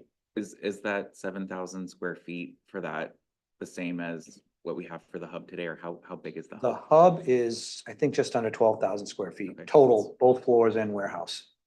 So is that big enough? Because don't we keep the hub pretty active with the space, or is that? Well, so, and again, you think when that 7,000, that's office and meeting space for community service. This building becomes the arms of community service where we saw great attrition, and we've reduced a lot of our part-time staff by not having to send 2 staff to the not the hospital, but to set up for senior lunch, because we're in the same building. 1 person can go downstairs. And so you got an economy of scale of taking care of things. So the warehouse is the gym. The warehouse is also the meeting room. The lobby is in the multipurpose room, in the game room. So those spaces take all those. So I just want to make sure we're not losing programming space. No, we're gaining. That's a great This is question. Purpose-built as opposed to the hub is, was a retail Yeah, store with but you had to- a Right. warehouse that Yeah. Todd and his Minimal staff has walls, done the very best they loud. possibly can with. Yep. The only other thing I have, and again, it was Counselor Shoup kind of asked the question, but I've always felt like we've heard from seniors that they wanted dedicated space. And so it really does feel like I understand the economics of why you probably chose to kind of make it multi-purpose. But again, I would be curious as a next step to really more engage the senior community. I don't know how many participated in the sessions that you guys did, but I'd be interested to hear more from that unique demographic to understand how they feel about the multi-purpose space and see, is there something that we need to figure out? Because I think South Portland does have a dedicated senior. It's their room. multi-purpose room. Okay. Yeah. Mhm. And just so you guys know, I'm almost that senior, right? 55 plus. So there is the 70 plus that I want my space. And then there's that young senior that want intergenerational. They want contact. They want to be able to have social. I want to have a cup of coffee and sit down and talk about the Red Sox with 20-year-olds sitting in the lobby. It creates isolation sometimes. And I think, Liz, that's what Liz does. And so I think a lot of that conversation was around that intergenerational model, but also providing space that it's quiet and it's yours, but it's not, we're not locking the door type thing, but it can definitely be a point of conversation moving forward once we get there, for sure. All right, I think the fun portion of the questions are over. Now we get into process. I'm gonna bring us back real quick. At no point in this report did I see anything about hockey, and I don't know if I just read it too fast. No. Yeah, well, because there was also data included on national and statewide use rates for different recreational sports and things, and hockey was even excluded out of that chart. And I was wondering if this is intentional or it's just a non-starter from the beginning, like, what's the history of? Nobody not said having- anything about losing the hockey area, the outdoor ice rink, which hasn't really been used in 3 years or more or less, just because of climate change or milder winters or what have you. But it's interesting because I was on the Edge group, which was very hockey centric. And this group, we excluded an ice component probably on the first meeting. It changes that. It's a huge cost, very focused limit. I mean, unless you have a curling club, it's just focused on ice hockey. So even with rental rates or whatnot, you would not recover that investment. It's a business model. There's a reason that nobody's building ice rinks all over the place. It's just, it's a tough. it's a I'm tough just curious, No. there's no mention whatsoever. Yeah, no, it was an early elimination. Everybody we talked to about an ice rink, if you're gonna build one, you're wasting your time. You gotta build two. And this turned into a business model and a specific drive and a marketing person and it turns into a whole nother vehicle that I don't think we were. You gotta have 2 to 3x the number of locker rooms. Alex ran. Not just the ice. Yeah. It's a lot. Yeah. Yeah, I can attest to that. I mean, Yeah. I managed an ice arena for 5 years and you need more than one if you really want to make any kind of money off of it. And that's, I mean, adding 2 full-size ice arenas into a facility like this is just, it's not reasonable. And I appreciate it. I'm just curious. Yep, no, next question. As far as process, next steps. So there was some discussion regarding finance, looking at the capital improvement plan. This, I imagine, has got to be within that because I think the criteria is $5 million or more over a 20-year span. So we know part of the costing of this is gonna end up in finance committee. As far as how this gets developed from where it is now to where you want to see it, what does this council feel like appropriate next step? Is it developing another charge? Is it repurposing what, this committee is already well formed and on its way, and maybe some of you are excited to get out and say goodbye to us, but is it bringing you back in to help chart out what phase 2 looks like? Or, what is our thoughts on where's our next step? Councilor Anderson. So I mean, I felt like through the course of the conversation, Todd kept suggesting things. I'm actually interested to hear from the committee and from Todd, like what you guys think are kind of the next steps. Like, what would you recommend to us that we do as next steps, which I think could turn into a scope of a second charge potentially. I also might ask Brett to chime in on that question also, because they've done this and many other different scopes and scales of projects with other communities. So maybe it's as simple as this. Are you willing to meet another time and develop a plan for us to digest and consider?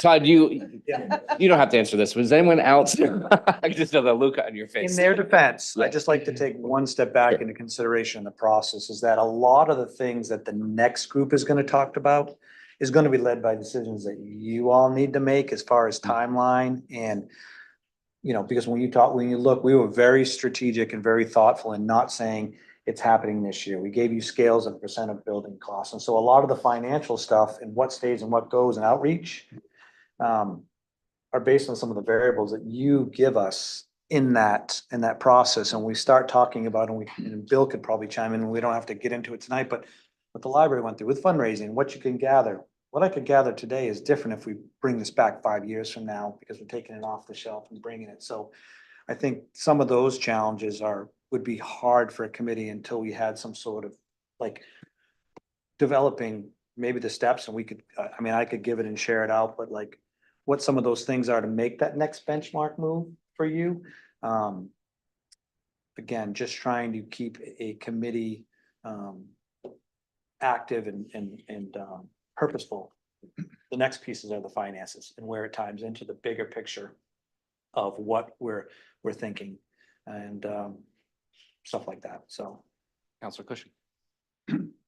Yeah, first of all, thank you all very much. When I look at this, I see that what we have is a concept that's based on expertise, community involvement, and it has a number associated with it, which could move up or down, but it's a big number.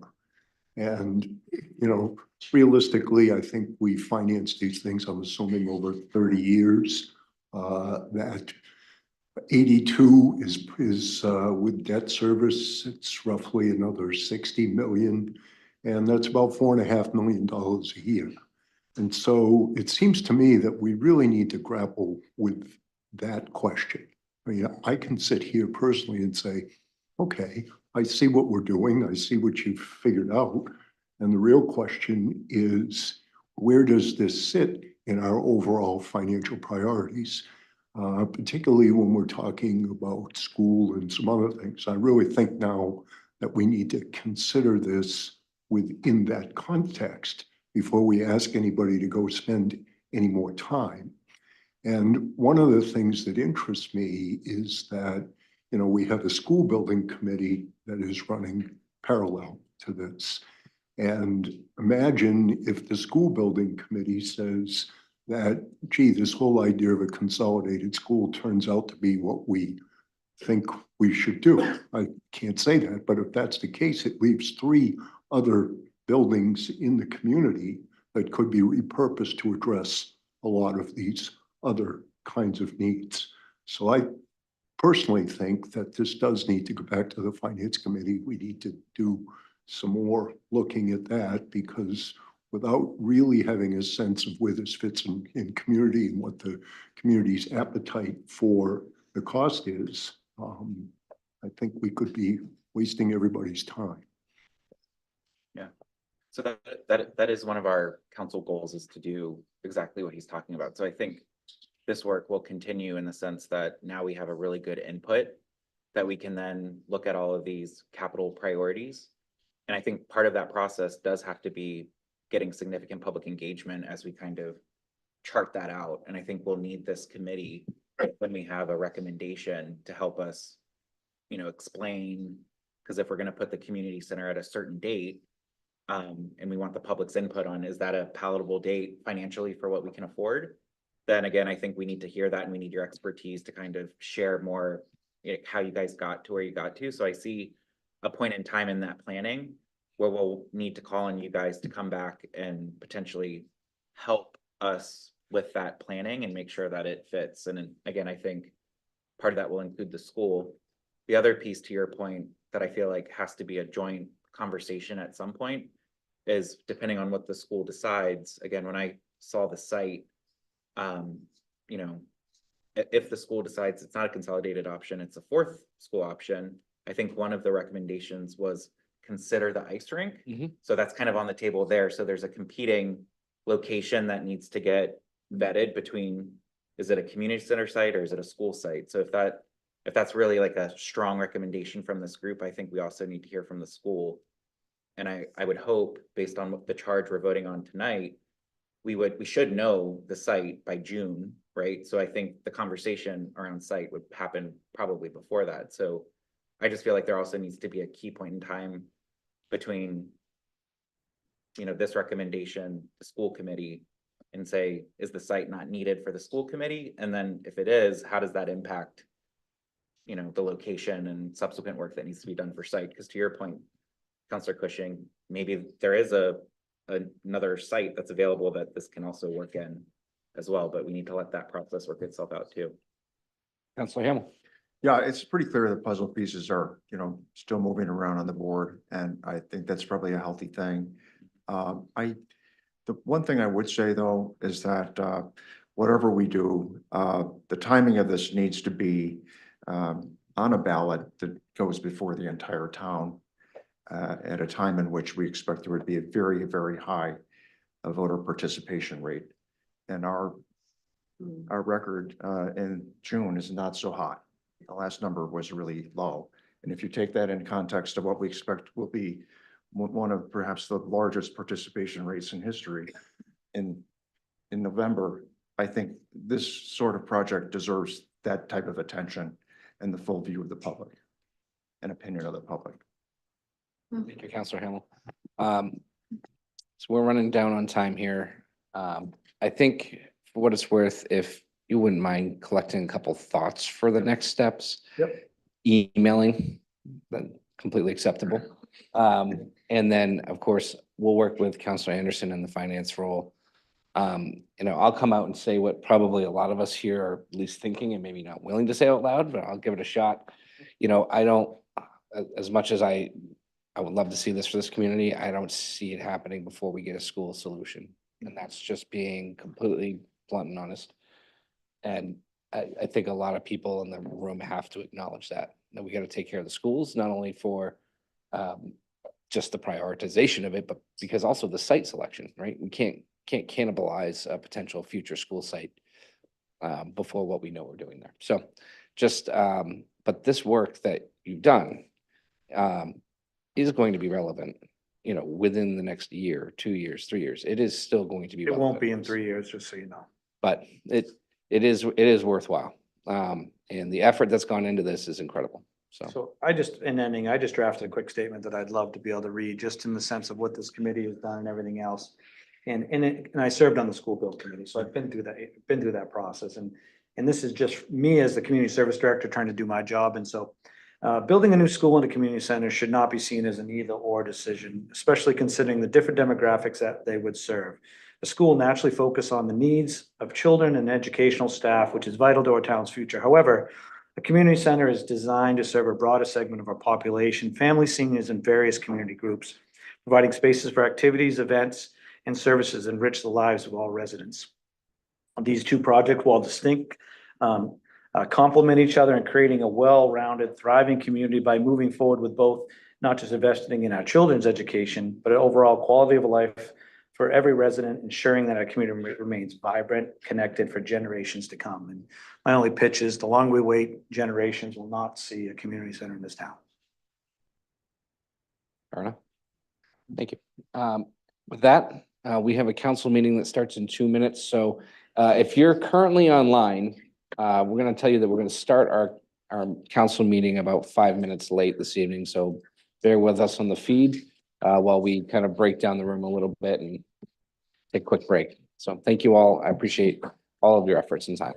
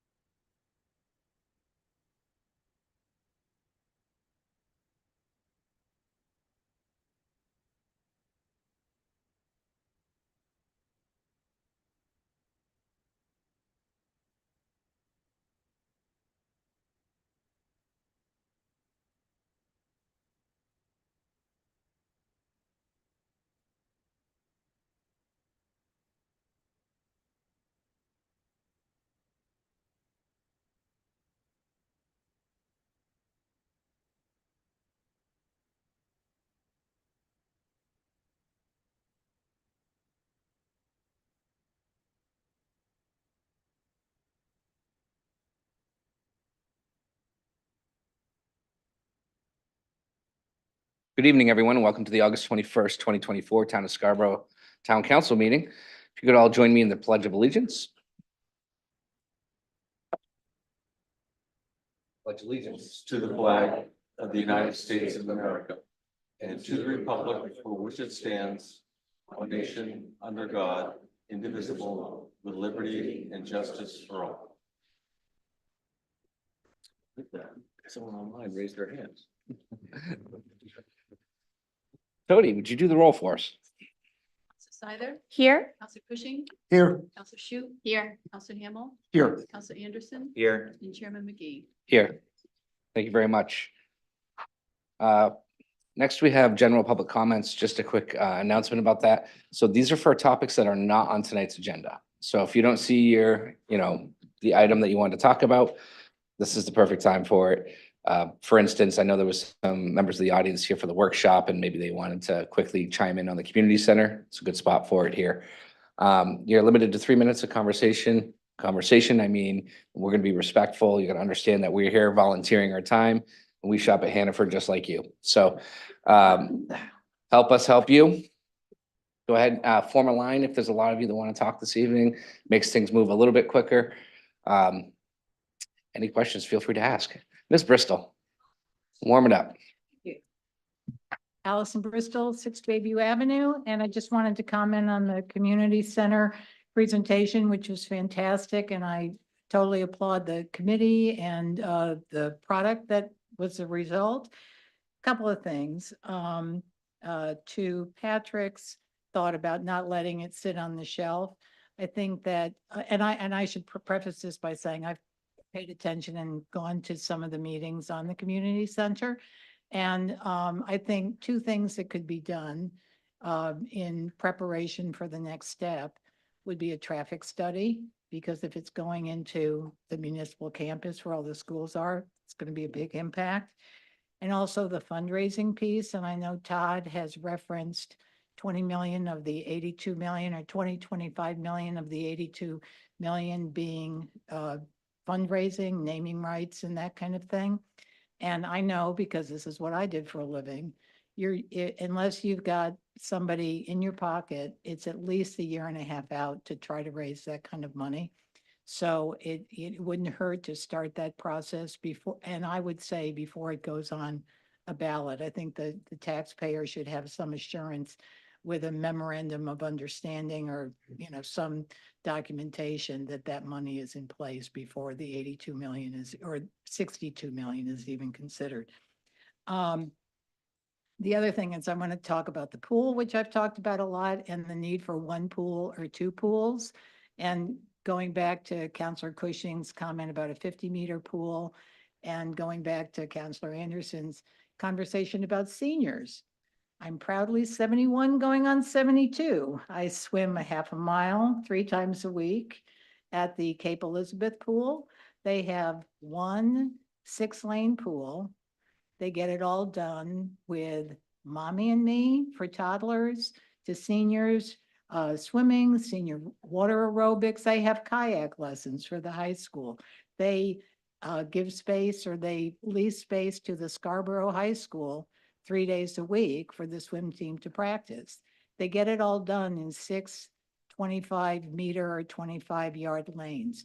So I'm not suggesting a 6-lane pool, but what I am suggesting is that we don't really need a second pool. We could get it all programmed, and I'm happy to share the Cape Elizabeth programs with the council, get it all done with one pool.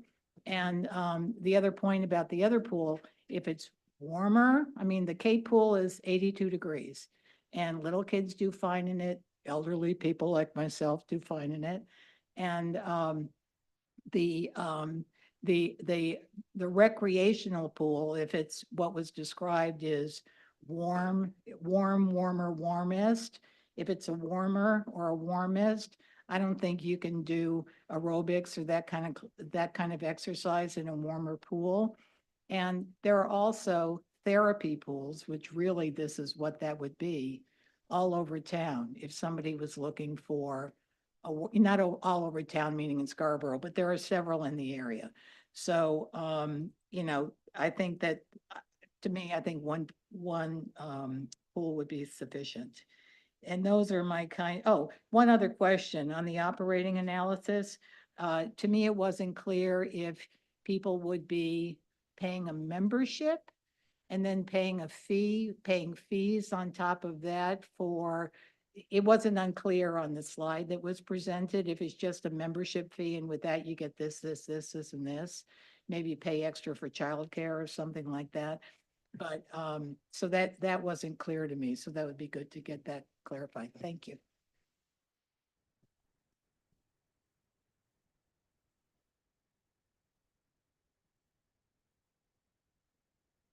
Welcome. I'm Karen Lothrop. I live down to Pine Point, and now I'm going to start talking about parking.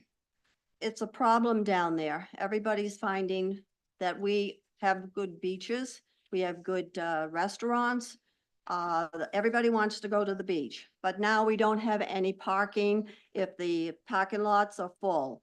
So I park cars on my private property, which I don't have any problem with. I'm there from in the morning until night. I make sure everybody's safe. But anyways, it's a safety concern for me. And also for the people that want to go to the beach. You get up in the morning, you want to take your kids to the beach. You want to go eat at the restaurants. Okay, June 19th, we got socked. King Street and Jones Creek was filled, and the parking lot was probably filled up by 10 o'clock in the morning. There is no parking. So several of us got code enforcement. We got a registered letter saying that it was illegal to park cars on my private property. And I'm saying, you know, how come? I mean, I'm not hurting anybody. I'm paying taxes, and the people are happy. I'm getting the people off the street being frustrated because they can't find a parking spot. The kids are hollering. And then they find me or 5 others, because there was 6 of us that got letters. And they're so happy to park. And it's the safety of going, the streets are small. They're going around and around, can't find anything. And we only park when the weather is good. So I talked to Mr. Longstaff. And he said to write a letter and bring it up to the council.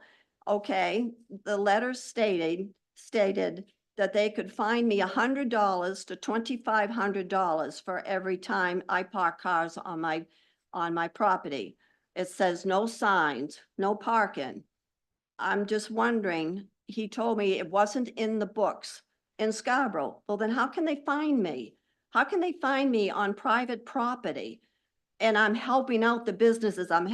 They park on my property to pay, to walk down to the Salty Bay, to Bailey's Lobster Pound. And because they have to have reservations for Bailey's to go on the pier, and they're frustrated. But when they see that they can park in my yard, and they're happy, and that's what we want. We want to promote the businesses. We want to promote the beaches. We want to promote us. We want to promote Pine Point, because Old Orchard is always busy, and now they're filtrating over to Pine Point. And this has been going on for a while. And we're not hurting anybody by parking cars on our property. We're taking the people off the streets and the bicyclists. People are walking with children. And I also heard that maybe somebody is complaining about they don't want to see cars on their neighbor's property. I call it rent-a-point. I've got one neighbor. Most of it is Pine Point, is all rented. There are hardly anybody that are year-round. And if you're at the beach, you should make exceptions, because you're going to have traffic. You're going to have people wanting to go to the restaurants. You want to see the sunset. And I just want to know why, if it's not in the books, can they put it on the books? Give me a permit. I'll pay for a permit. I mean, it's my property, and I've got enough land so that I'm not infringing on my neighbors that aren't there. They don't rent. And let's work together. We've been dealing with this for quite a while. Unless you live down there, June 19th, we got hit. We got killed. I mean, it's just so it's frustrating. And I know it's frustrating with you guys if you don't, but you don't live there. So I don't know how we can work together. I want to park cars on my property. I have regular people that want to come over. I'm just trying to help the restaurants and help the beaches. And when the overflow is full, Dale goes by and says, we're gonna send them down to you guys. We can't handle it anymore. And I said, good, I can handle probably 10 or 15 more cars. Ms. Walthrop, we're gonna ask you to wrap it up. The red light, Oh, 3 minutes is up. Okay, all right, so let's get this on the books. Put it on the books or else you can't find me then. Thank you, Ms. Walthrop.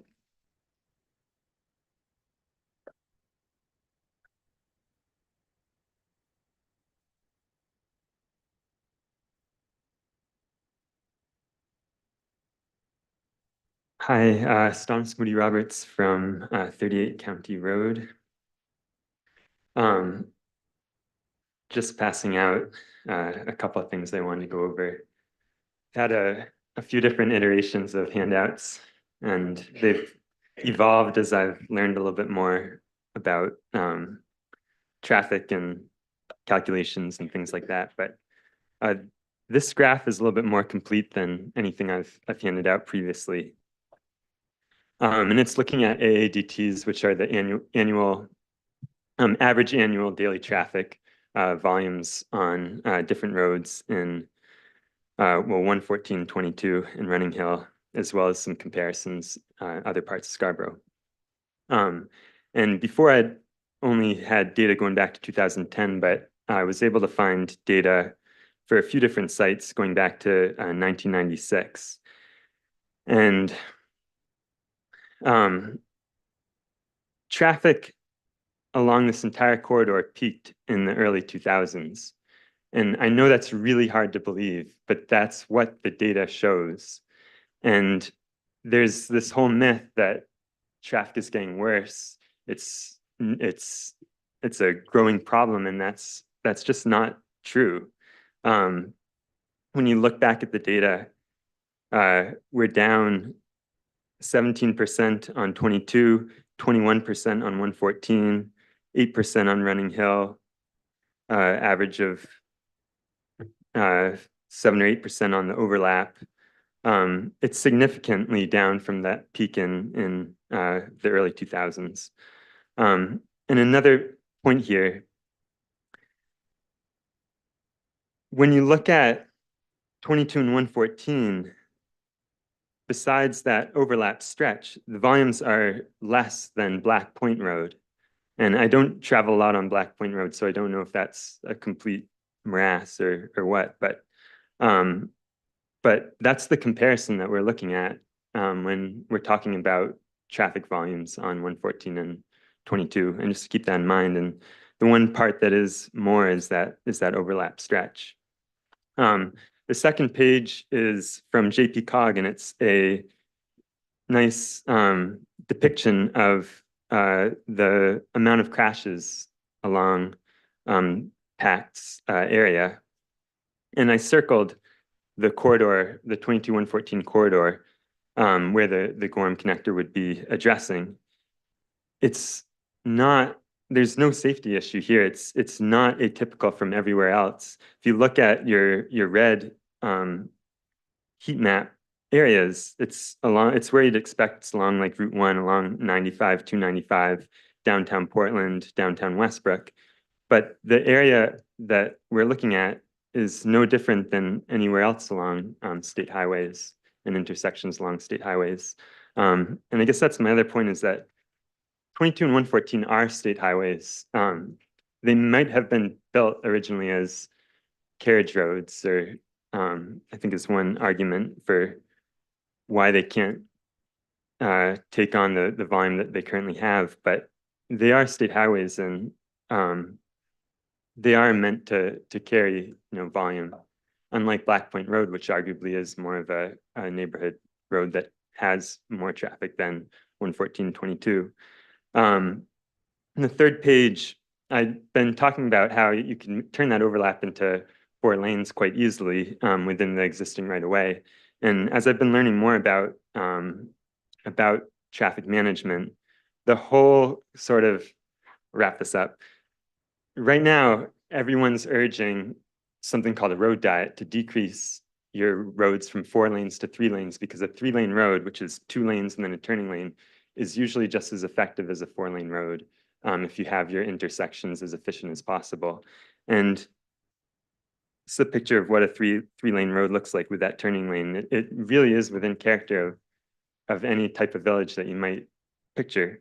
And you can include, like, with 11-foot wide lanes and then 5-foot wide bike lanes, you can fit that within 50 feet. And there's a 66-foot right away there again. So that's just what a picture of what it could look like with a 2-lane road with a turning lane, which should be enough for that volume. Thank you so much. Thank you, Mr. Moody Roberts. Any other general comments? Oh, we have one online. I'm gonna turn that to online. Hi, good evening. Can you hear me? Yes, we can. Terrific. This is AMK and I'm calling from Gorham Road in the neighborhood of the Rock Church. A few comments on the previous presentation with the community services building. And I'm just going to pose some questions and then I'll listen to you afterwards. So a couple of you counselors had brought up the question about the school and obviously not wanting to compete for space if both of those buildings are in contention. So I'm curious about, I think it was Councilor Anderson who kind of spearheaded this idea. I'm curious about why, if a school should come first, and I know there's some discussion about they shouldn't be mutually exclusive, but if a school is the priority, why would the town have paid for a study of this expense for a community services building, which may, in some people's perception, have to be secondary? I know that's not everybody's opinion, but was that question not posed before the money was spent on the study, which, by the way, was a very good study? Secondarily, the location that has been proposed, and I have not been able to be a part of a lot of conversations because I'm a full-time caregiver, but I think at some point during the school location discussion, that site had been considered and had been eliminated because of either environmental concerns or some other issue. But now the community services building is being proposed to be on that property. And the third point that I'm like to bring up and concerned about is wonderful. A community service building would be fantastic. Who in the world is going to staff it? I mean, at this stage of the game, we all are hyper aware of the fact that businesses are closing early because of lack of staff. Businesses are not opening on certain days because of lack of staff. We allowed a Costco to be built on our beautiful, amazing property in the Downs, which took staff away from small businesses and mom and pop shops in Scarborough. And we certainly are not getting younger. So who is it proposed is going to staff all of the services that are going to be part of a community service building? And I'll leave that out to you guys. Thank you very much. Thank you for your comments. Ms. Hamel.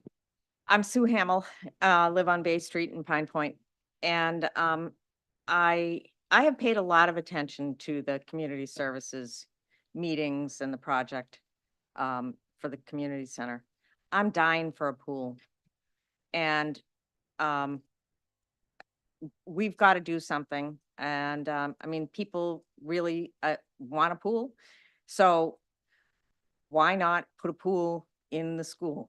We're going to be doing something with the school. Portland, for example, Reiki has a pool. Riverton has a pool. Cape Elizabeth has a pool at their high school. So it can be done.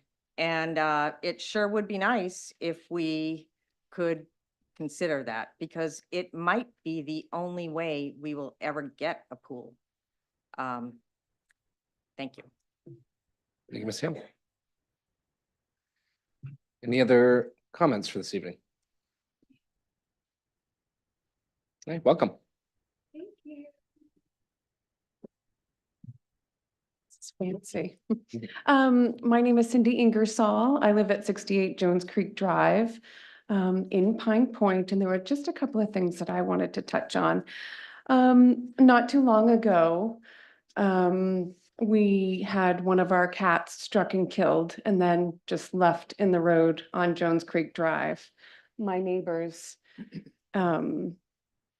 unfortunately had to call us. If from our house facing Jones Creek, 2 houses to my left, her cat was struck and killed, left on the road. We've both tried many times contacting the police department to find out how it is that we go about getting just a little bit more police presence in the area. I'm thinking maybe a couple more speed limit signs, or maybe even one of those signs that say, hey, you're doing 50 down Jones Creek Drive, might be really appropriate. The speed is a huge factor. I'm terrified all the time. I have dogs, I have other cats. The cats that I do have are actually cats that had been abandoned. And they show up at our place because we should own the Salty Bay Seafood Bar and Grill. So we have a great dumpster and a cute little basement for them to hide out in. When you live on the water and you own a restaurant, we have rodents, we have skunks, raccoons, mice. I've never seen a rat, but I know we have them, chipmunks, all those things that can truly be a nuisance. And cats really are important. Just 2 years ago, we took in 3 that had been abandoned. We had them vaccinated, neutered, they're out and about. And cats roam, they're just doing what cats do. But my personal feeling is that for a neighborhood like ours, a speed limit of 25, I feel like like the death rate for cats should not be that high. We're out all hours of the morning, either hosing down the parking lot, picking up, doing whatever it is. It's all hours. I think that because there is side street parking and it starts to fill up with beachgoers, cars kind of move towards the center of Jones Creek and they book it. They just fly down the road. I've seen my neighbors outside trying to stop the traffic or let them know that it's not okay, that they need to slow down. I think that in itself is really alarming to see. I have an 81-year-old neighbor who walks his dog regularly. And it's really kind of scary when he shouldn't be in that situation. I think that the speed is an issue and it would be really nice if we could consider having a more of a police presence. I've spoken with the department a couple of times. They have come down, but they had suggested that we bring it to a town meeting because they can do whatever the town suggests. And I do think it's an issue. There aren't any crosswalks down there either, so there are so many people that their mailboxes are across the street. And when you have all those cars parked there and then people are speeding and, we have a hot 6 weeks that it can be a little overwhelming at times with the amount of traffic and people. With that being said, it wasn't too long ago that both Avenue 3 and Avenue 4 took away their public parking. And that's huge for us. It's huge for us as business goers who have limited parking to begin with. The beach parking lot is full. I am truly in favor of someone like Karen opening up her yard. It seems as though we lost about 10 or 12 parking spots to the general public between Avenue 3 and Avenue 4, and she can put 10 cars in her yard. Those are then 10 vehicles that I'm not having to police on my own because I only have 21 parking spots for my customers that come to my restaurant. You know what I mean? So I definitely think both of those things are an issue, and I would totally be in favor of having the police down daily. Just be nice to see them a little more often to sort of help with that and not have people feel like they need to do it on their own. It's scary at times. You And got then the 3 minutes parking. is up, Ms. Ingersoll, but thank you very much. And just so you know, there is a transportation process that can have some of that evaluation done on whether or not you need additional safety measures and things of that nature. So just to let you know that there's a resource available and we can have staff reach out and help, right? Thank you. Any other public comment this evening? Seeing none, I'm going to close public comment. Next item on tonight's agenda is the minutes from July 17th, 2024 and August 7th, 2024 special town council meeting. Is there a motion? So, second? A motion and a second, and that is to approve both sets of minutes. Discussion? All in favor? Opposed? Sure, that's unanimous. Thank you very much. Adjustments to the agenda. I'd like to propose a couple of adjustments this evening. Order number 24076, 24077, 24078. Those are typically quick and easy, and we would love to be able to get our public safety staff back to their houses or back to their duties this evening. So with that, is there a second to the motion to move those to the top of the agenda after proclamation 24004? Second. I've got a second. Discussion? All in favor? Opposed? So that's unanimous. Thank you very much. Treasurer's warrants were signed earlier this evening, and now we're on to the town manager's report. Thank you, Mr. Chairman. I will try to be brisk, moving through my report this evening. Just want to mention, collective bargaining agreements. This has been a work that Liam has spearheaded. I see the chiefs in attendance. They have been integral parts of this as well. But this evening, under order 2479, you'll be considering ratifying 3 of the open collective bargaining agreements, those being for dispatch, fire, and police. So kind of the public safety suite are before you this evening. So I just wanted to acknowledge Liam's effort and certainly the chief's efforts as well, bringing those to this point. Very quickly, we continue to be working with committees and staff and consultants on our open space plan. I did want to mention that there was a public meeting back on July 25th. There was between 30 and 40 people came to that session.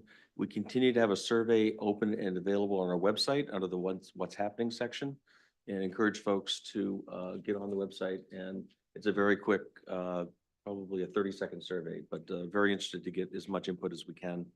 The vulnerability plan is in a similar position with the consultant and committee.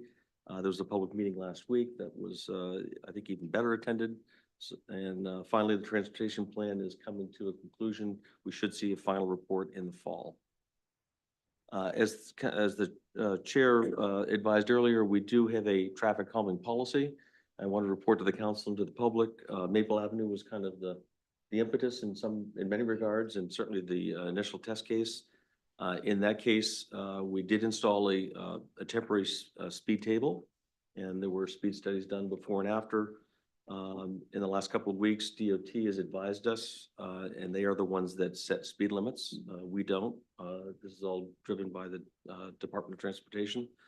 Have somewhat remarkably set the speed limit on Maple Avenue at 20 miles an hour, which I don't believe we have many, if any, other zones that low. So we'll be making arrangements to have those signs installed in the neighborhood.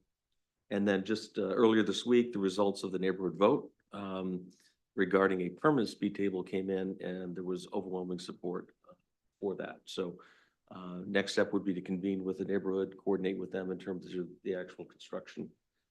So just for those out there, you need to be patient, avail yourselves of the process.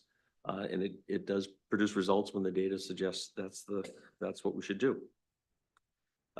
Close the Gap continues to be moving forward. We are in the permitting phase. Bids and specs are ready to go once we have permits in hand. So at this point, we're anticipating for late September, we'll be hitting the street and bidding the project.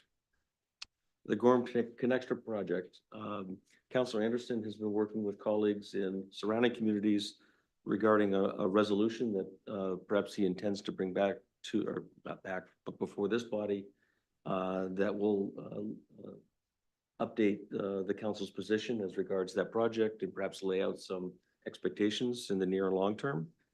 I will mention this week, both the Turnpike Authority and the Department of Transportation have asked for an opportunity to have a workshop with council before you consider that. And I've at least broached the concept with Council Chair and Councilor Anderson. The details of that are not yet defined, but that would be something we would convene and we would control. And for my 2 cents, I would look to find ways to involve our committees and certainly the community for generate questions. And at this point, I expect it would be a workshop before your meeting on the 21st. So more to come on that, but I'll work with council leadership on the particulars, and I know Councilor Anderson certainly is interested in being part of that conversation as well. Very pleased to announce we've hired a new Deputy Public Works Director. Brett Frank will be coming on board, I believe, on September 9. Brett comes to us from upstate New York. He is a Public Works Director. Very pleased with his project management experience and really look forward to having him on our team. Norm Kildow is here in the audience. Pleased to announce that this is the 19th consecutive year of receiving the Certificate of Achievement for Excellence in Financial Reporting. So congratulations, Norm, you and your team, keeping that tradition alive. Also, just sharing good news, we belong to 2 different self-funded trusts for insurance purposes, one being a workers' comp trust and another a property and casualty insurance trust. And there were dividends paid out, about $36,000 came back to the town based on good experience. Tony has asked me just to remind folks with regard to the upcoming election, nomination papers are due 2 weeks from today, on September 4th. We do have open seats for council, board of education, and sanitary districts. And I don't believe we have enough candidates at this point to fill all those current vacancies. So please keep that in mind. And we are accepting applications for absentee ballot requests at this point. We cannot provide those obviously till the ballots are produced, but we'll certainly receive those and mail them out when they're available. Very pleased to mention earlier today, staff really led by the assessor set the tax rate at $10.93. You may recall the last estimate we heard from him was at $11.05. So Nick continues to impress. He's had some tremendously productive conversations and meetings with commercial and residential taxpayers in approaching 300 at this point. So he has a high degree of confidence that based on that input in modifications he's made, that we're in very good shape. Our overlay is certainly available should we need it, but he does not anticipate needing all of it this year. He's certainly prepared to come before you and provide kind of a little retrospective and a debrief on the reval process and also on the tax commitment, which he does traditionally.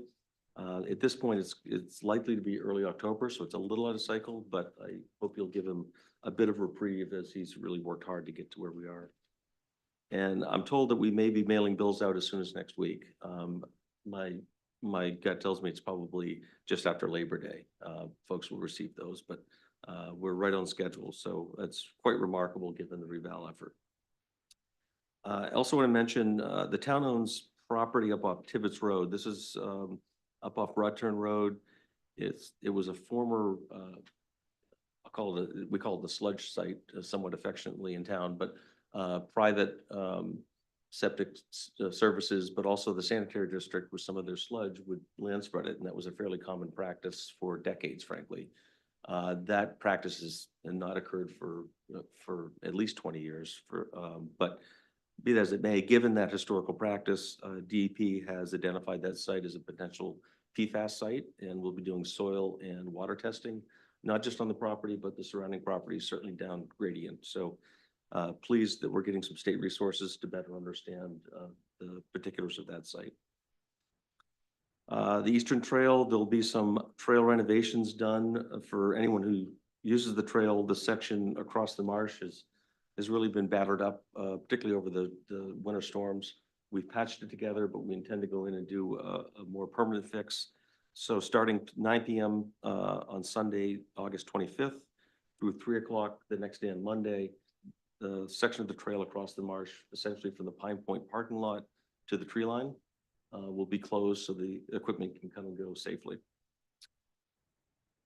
Just to mention in passing, a passion, if not a bit of an obsession of mine is constantly looking at how the streetlights on Route 1 are working or not. We have endured countless problems and staff continues to do troubleshooting right until today, sorting through, and I think we're finally isolating a couple of the final problem areas. And what's key about this is that the rhythm system, this is the adaptive signal controls. Once these final bugs are kind of sorted through, we'll be able to be operational from boundary to boundary in town. So I'm really excited about getting that system up and running, fully functional. And I'm hopeful in the coming weeks and months, we'll see some improvements. And just last thing, I believe members of council received this, but the planning board will be holding a site walk. This is with the Downs project, and as they move into the town center portion of their project, they suggested that a site walk may be beneficial for the planning board, and I suggested that an invite to planning board and also the prior downtown committee might be appropriate. So I think those invitations have been extended for your calendar. That's for September 9th at 4, and details will be certainly forthcoming. So thank you for your time and attention. Thanks, Tom. Well done. Any questions from the council for Tom? Good question. Yeah, Councilor Hamel. Can you help me out with a transportation plan? What's included in that, Tom? Plan updates. It's a townwide transportation plan. The transportation committee, along with selected consultants, are again, nearing the end of that process. It's been about 18 months start to finish, a little longer than we had hoped, but it has a primary focus on multimodal and kind of bicycle and pedestrian in particular. Thank you. I had a couple of other questions. One was, as it relates to the dividend on the self-funded trusts, that's based upon our claims experience. It is most certainly when it comes to workers' comp, it's based on our claims experience. That's the direct indicator. And I don't profess to understand how they calculate the dividend for property casualty. That's good news. Thank you. And the final question is, for the new Public Works Director position, is this an add to staff or is it a replacement? Replacement. This is Deputy Public Works Director. Stephen Buckley was there previously. He's gone on and become the Public Works Director in Wells. And that position's been vacant for about 2 months. Again, very pleased with our selection. Great. Thanks. Thank you. Any other questions? We'll move on to next item tonight is Proclamation 24-004, act on the request to support Proclamation 24-004, recognizing the Scarborough Community Chamber and Art Dillon for 25 years of concert in the park. Mr. Dillon, if you wouldn't mind just kind of coming up here and sharing some spotlight for a minute.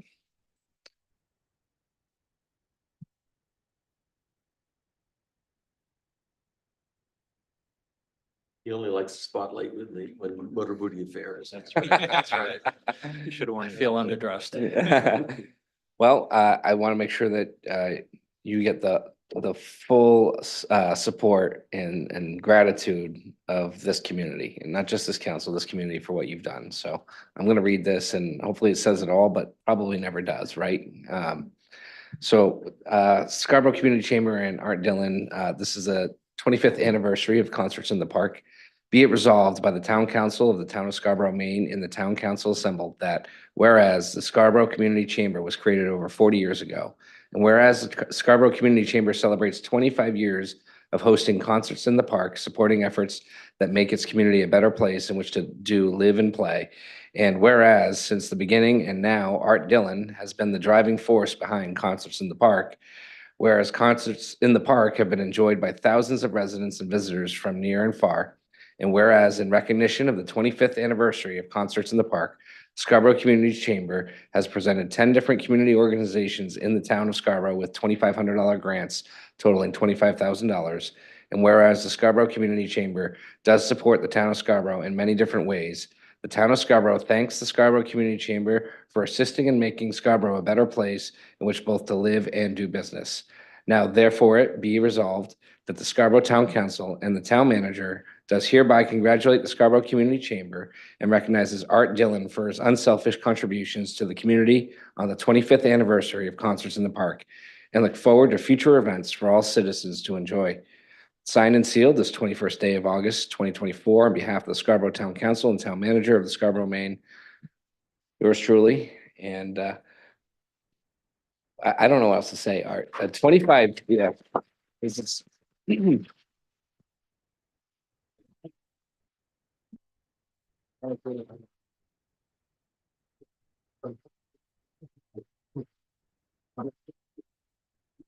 Thank you very much. Well done. It certainly wouldn't be without the support of the area businesses helping sponsor the relationship that we've been fortunate to have with community services and their staff.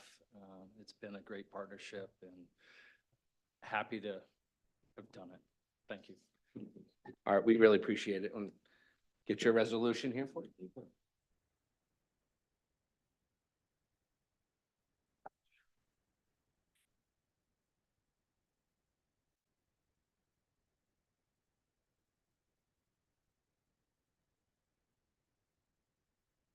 Come on in. If we do it for the screen. I think it's flat. But. If there's any questions, I would speak to my children when I'm getting ready to take a picture of them.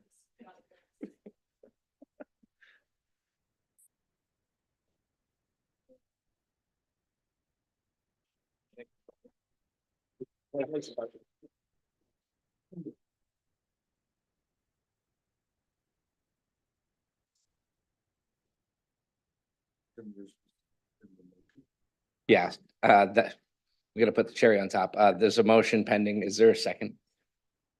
Second. Discussion? Counselor Hamel, you look like, no, you're all set? Okay. All in favor? Opposed? So that's unanimous. Thank you and congratulations again. Next item, this is moved from the back of our agenda up to the front, is Order 24076. It's an act on the request from the Coastal Waters and Harbor Committee to dedicate the pier by naming it after former Marine Resource Officer David Corbeau. Darren, I don't know if you're here or if anything to add to this?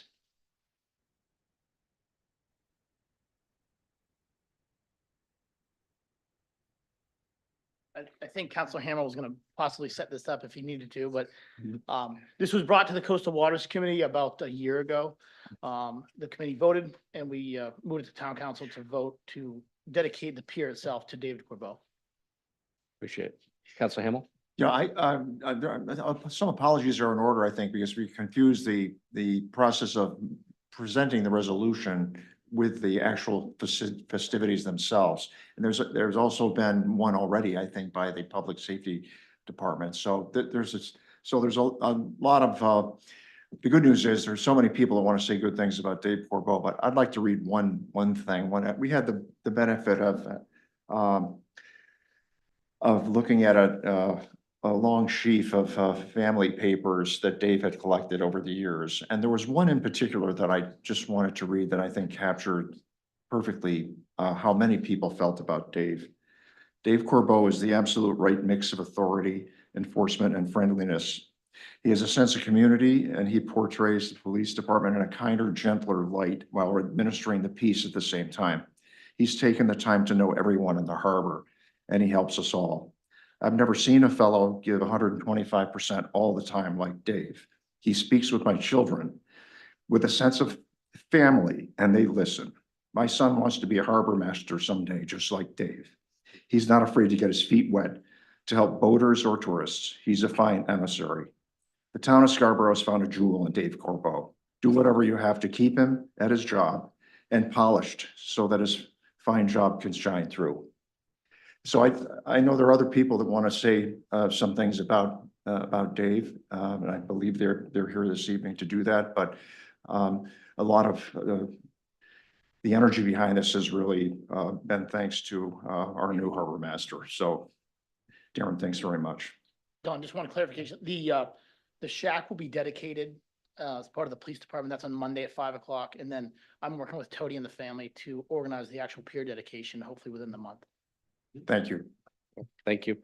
We have an opportunity for public comment. If there's anyone here that would like to speak, please approach the podium. Just let us know your name. Good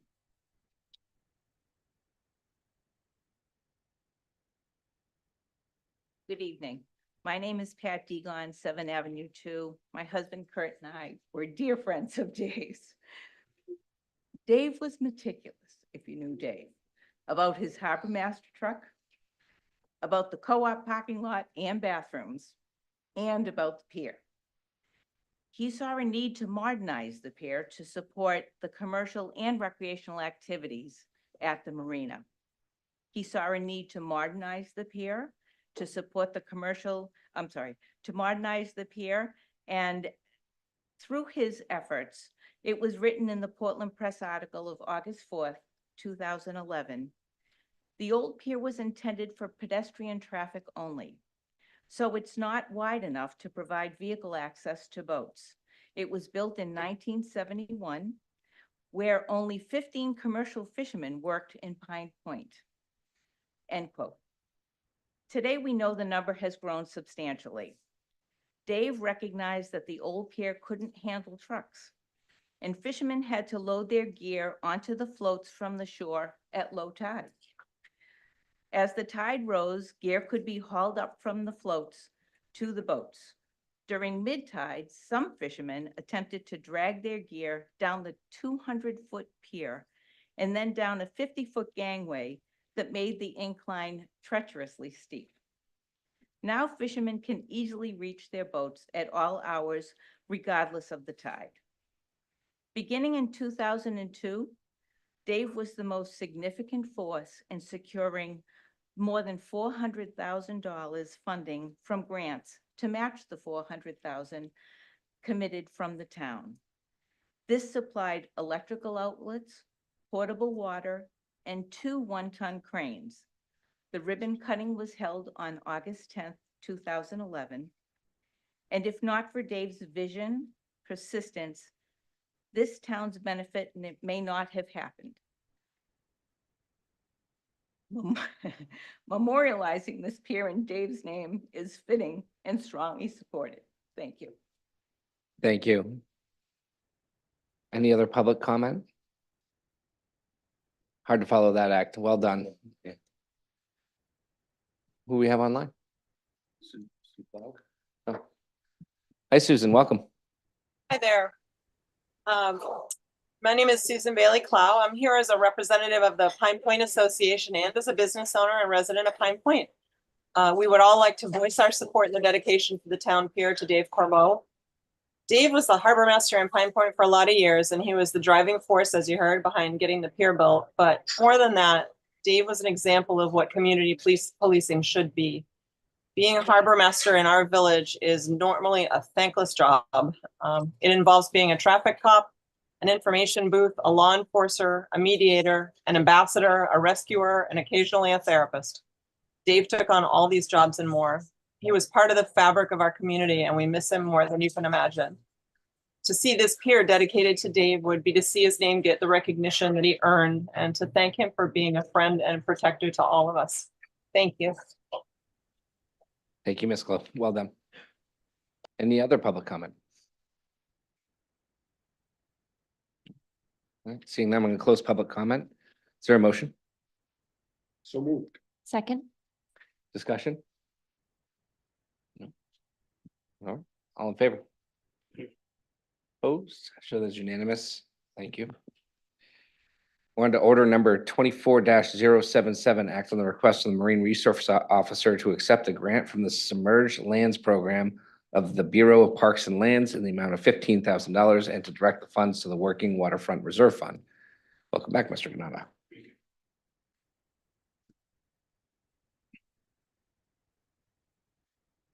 So when we purchased the cranes, the new cranes, that came out of Working Waterfront and General Fund money. Back in March, I found that there was a replacement grant up to $15,000 to reimburse that. I applied for that and then found out mid-July that we were awarded that grant. It was a maximum of 15,000, so the contract's been sent to the town manager and we just asked the council to accept it. Well done. Yeah, this project was funded, it went through the budget process, it was funded using the working waterfront funds, so it only seems fitting that the reimbursement go back to replenish those funds. All right, we have an opportunity for public comment on this. Would anyone like to speak? Seeing none, I'm going to close public comment. Is there a motion? So moved. Second? I have a motion, second discussion? All in favor? Which is unanimous. Thank you very much. Order number 24078, act on the request from the chief of police to accept a charitable gift for the Explorer program from the estate of Harold Pete Bickmore in the amount of $5,000. Chief Holmquist, welcome. Thank you and good evening. I'm here to respectfully request the town council's approval to accept a $5,000 donation from the estate of Harold Pete V. Bickmore III and the Bickmore family. On July 26, 2024, the Scarborough Police Department received a check from Jessica Mayer, the personal representative of the Bickmore estate. A letter from Ms. Mayer also indicated that Mr. Bickmore had left a donation in the amount of $5,000 to the Scarborough Police Department for our Explorer program, a very generous gift. With the council approval, I'd like to accept this generous donation on behalf of the department. A little bit about Pete Bickmore. We also have some family members here tonight. He spent 42 years in law enforcement. He spent several years with the Scarborough Police Department. This is where he began his career. He spent 5 years full-time, and during that 5 years, he was promoted to sergeant before leaving our department.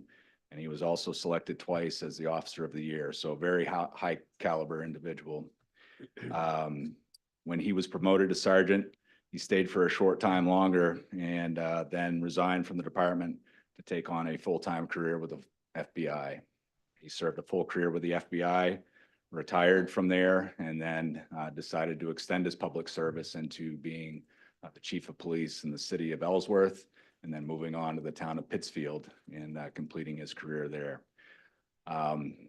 You would think that that type of career would be enough after serving all those years, but he came back to where he started, to Scarborough PD, and served as a reserve officer down at Prouts Neck for the last couple of years of his career. So 42 years of service in law enforcement and several years to this community. Just a top-notch individual. I didn't know him personally, but from everyone that I've spoken to, when he passed away last year, everyone that I've spoken to within the department who remembered him just said he was a top-notch guy and was one of those legends that was just top-notch police officer. So with that, I ask that you approve this request. Thank you, Chief. We have an opportunity for public comment. If anyone would like to speak, just please approach the podium.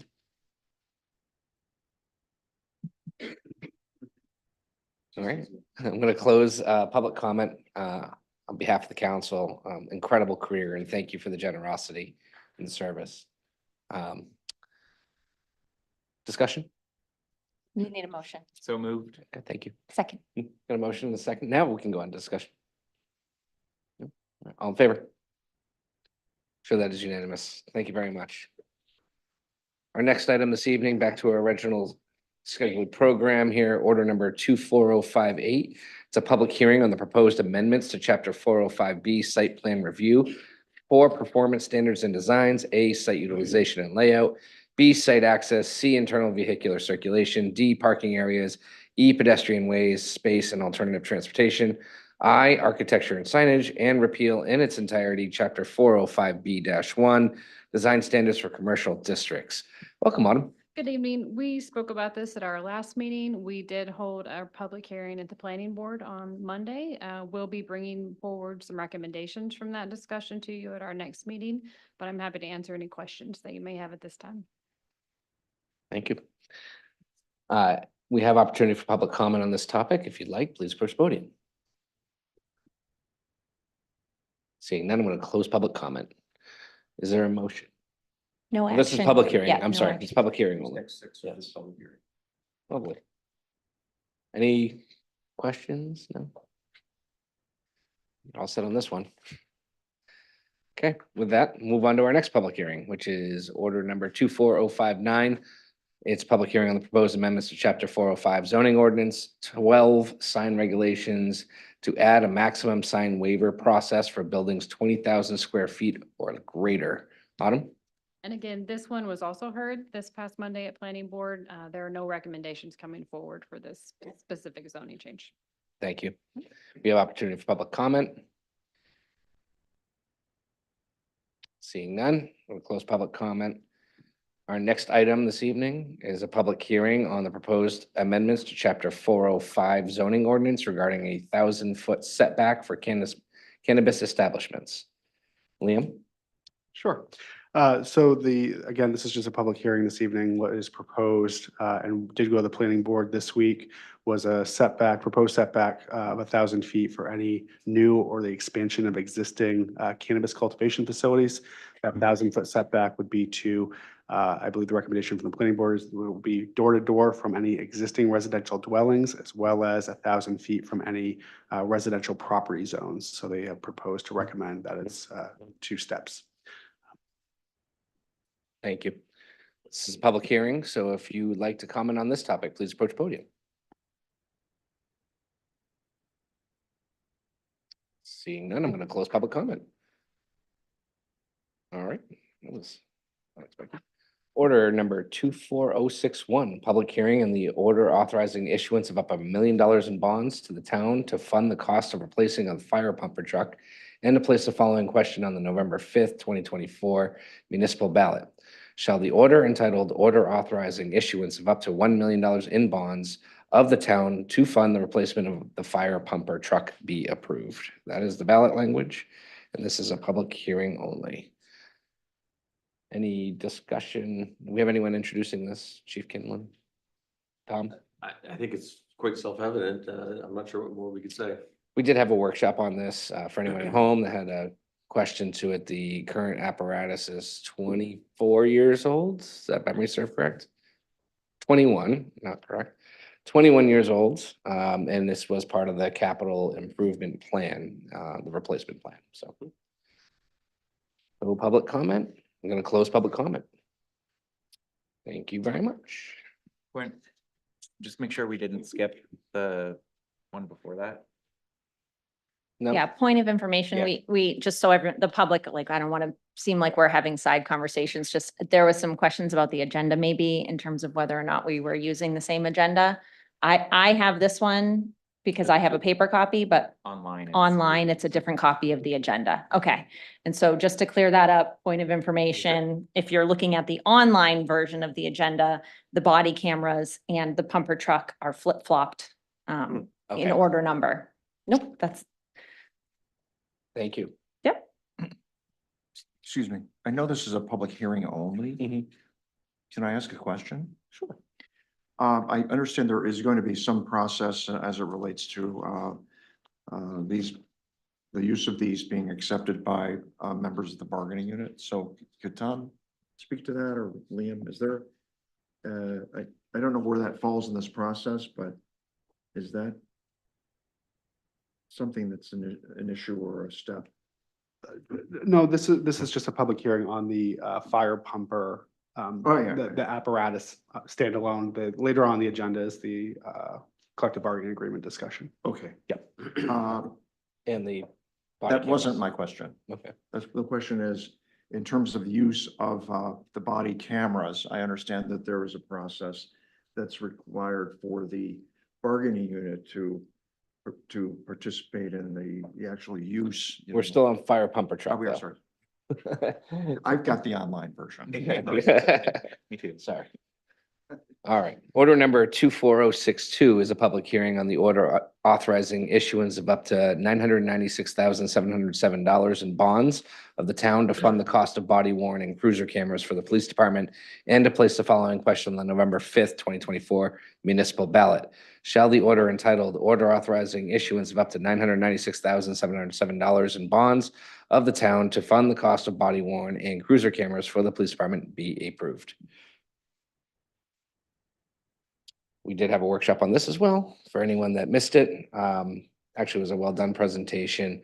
It sounds like this concept has the support of the officers that have used it, as well as the administration, not for just for what you may think the legal case might look like, but for the protection of the officers themselves from any false or statements. So it was, can you remind me of the date? Because it was a pretty good workshop.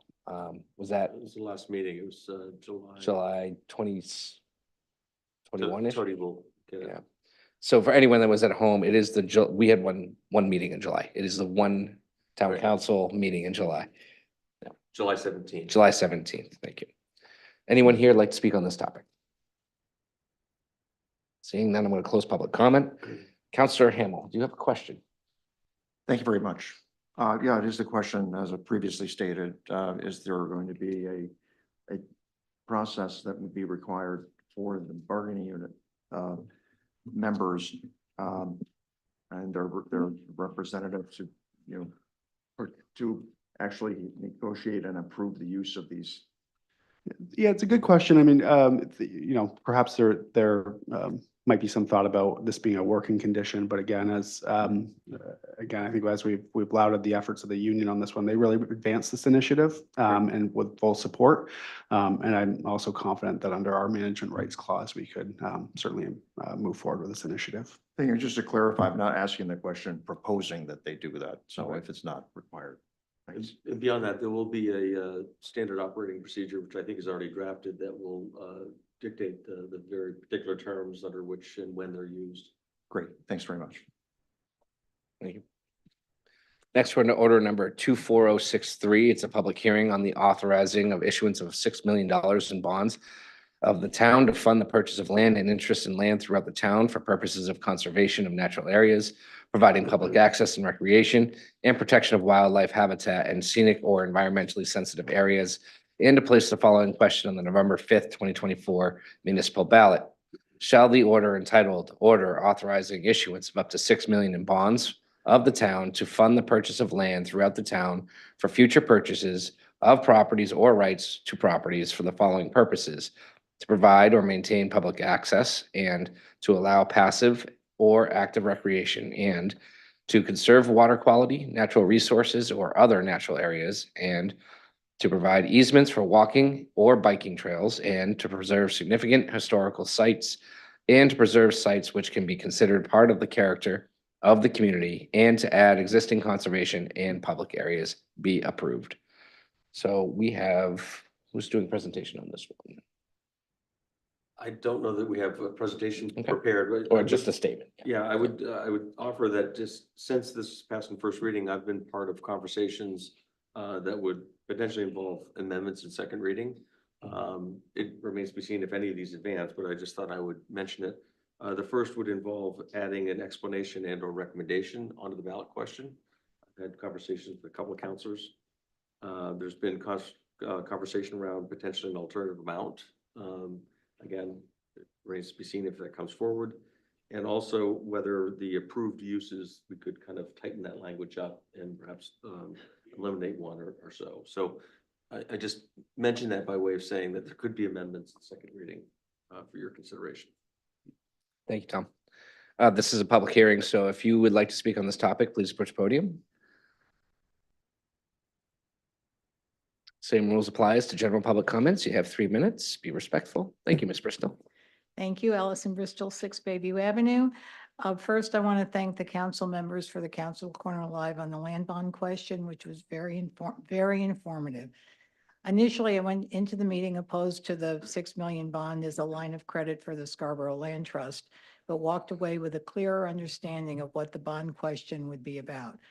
First, although the town has bonded money 4 times in the last 20 years with other priorities in town, now is not the time to bond more, especially to the tune of $6 million.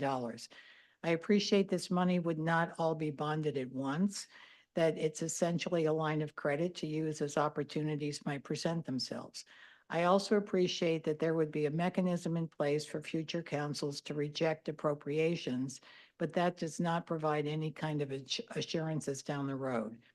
Of the 7 categories of eligible uses, I can envision a scenario where the council might want to secure rights to provide easements for walking or biking trails through the downs, or allow for a recreational area to replace the existing ice rink if a community center or school is sited there, essentially a taxpayer double dip.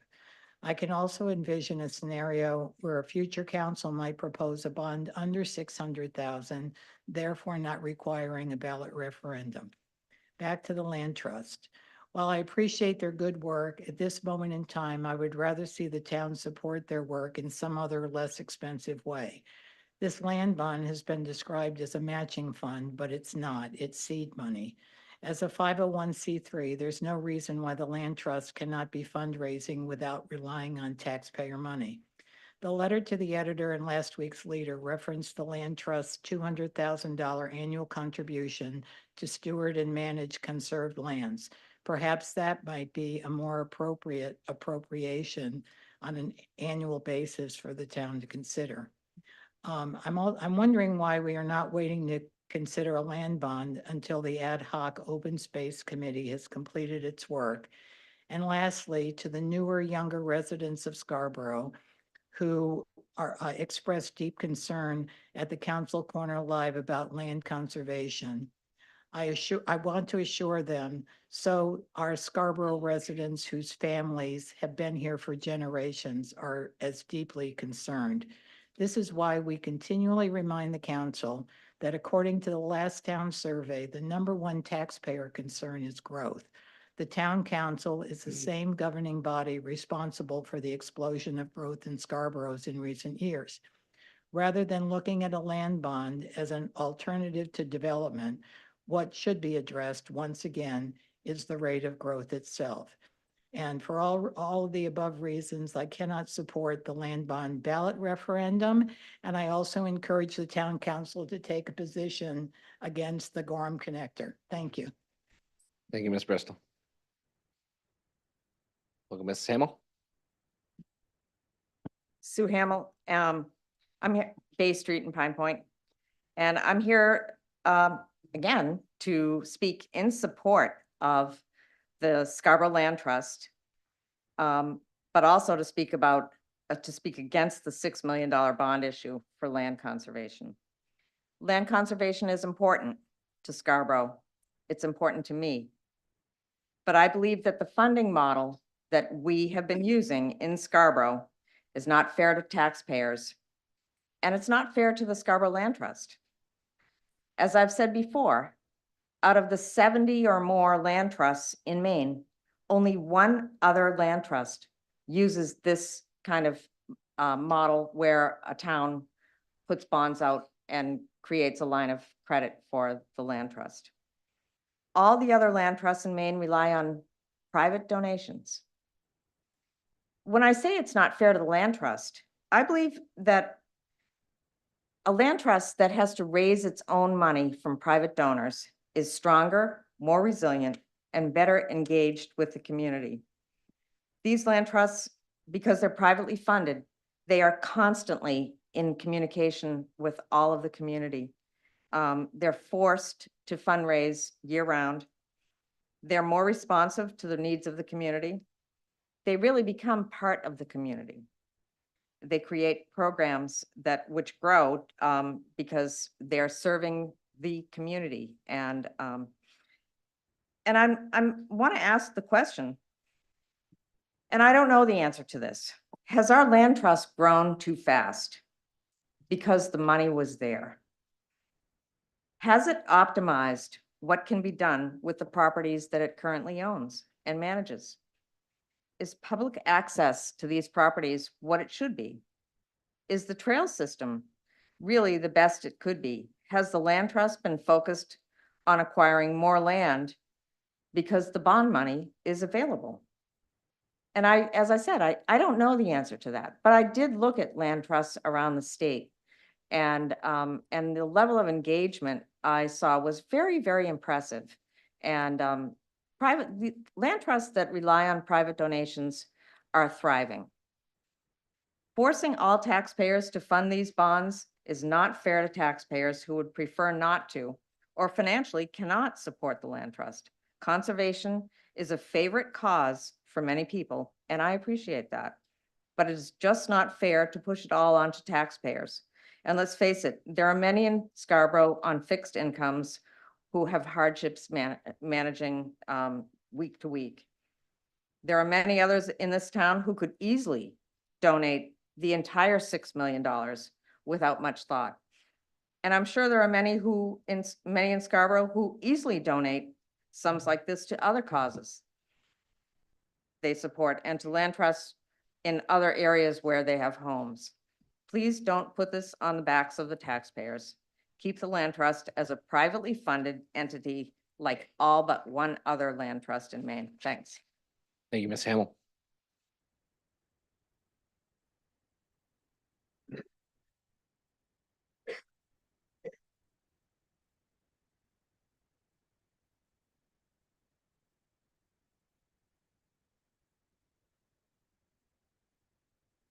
Welcome, Mr. Mackey. Good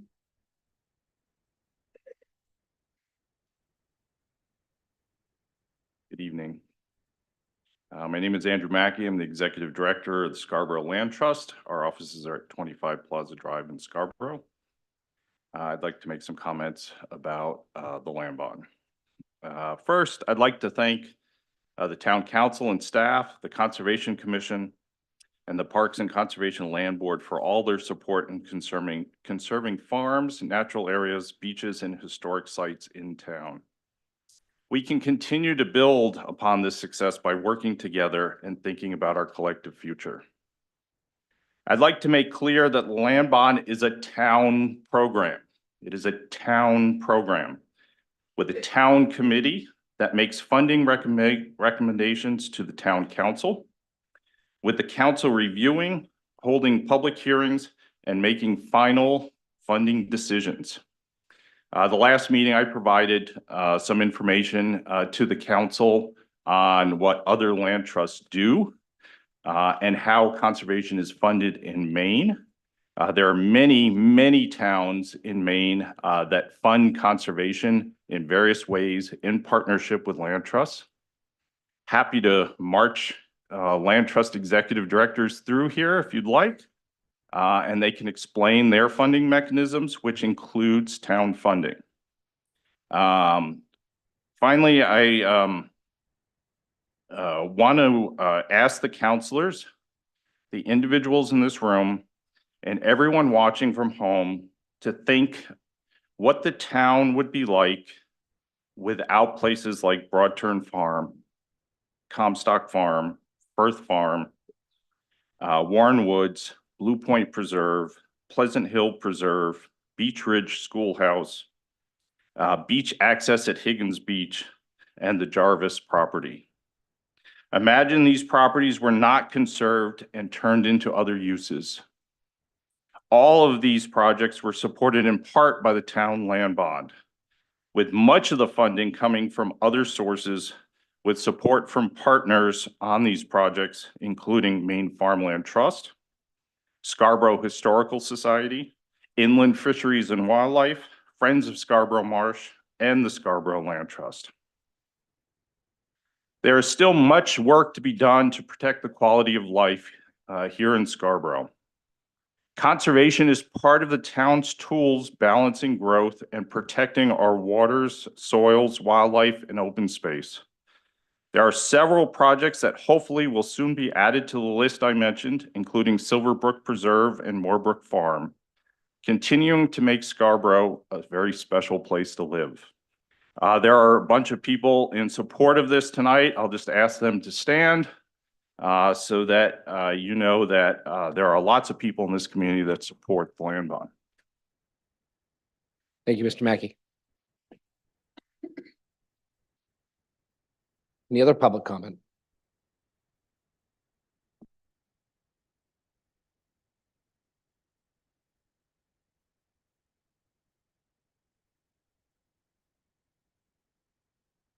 My name is Ann Hancock. I live at 47 Old Neck Road here in Scarborough.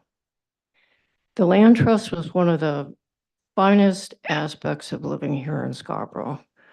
I can't imagine not being able to step outside my door and drive to one of these wonderful, quiet, peaceful pieces of property and walk around.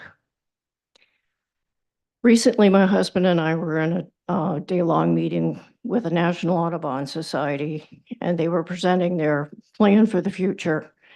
And one of the key things they wanted to emphasize to all the participants there is habitat and the importance of habitat in preserving wildlife. It's the critical factor for our bird factories.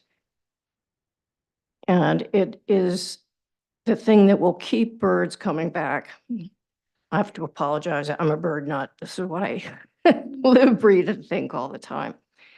The land bond is a bargain at the estimated cost of $44 per household per year. I think we can all dig deep and afford that.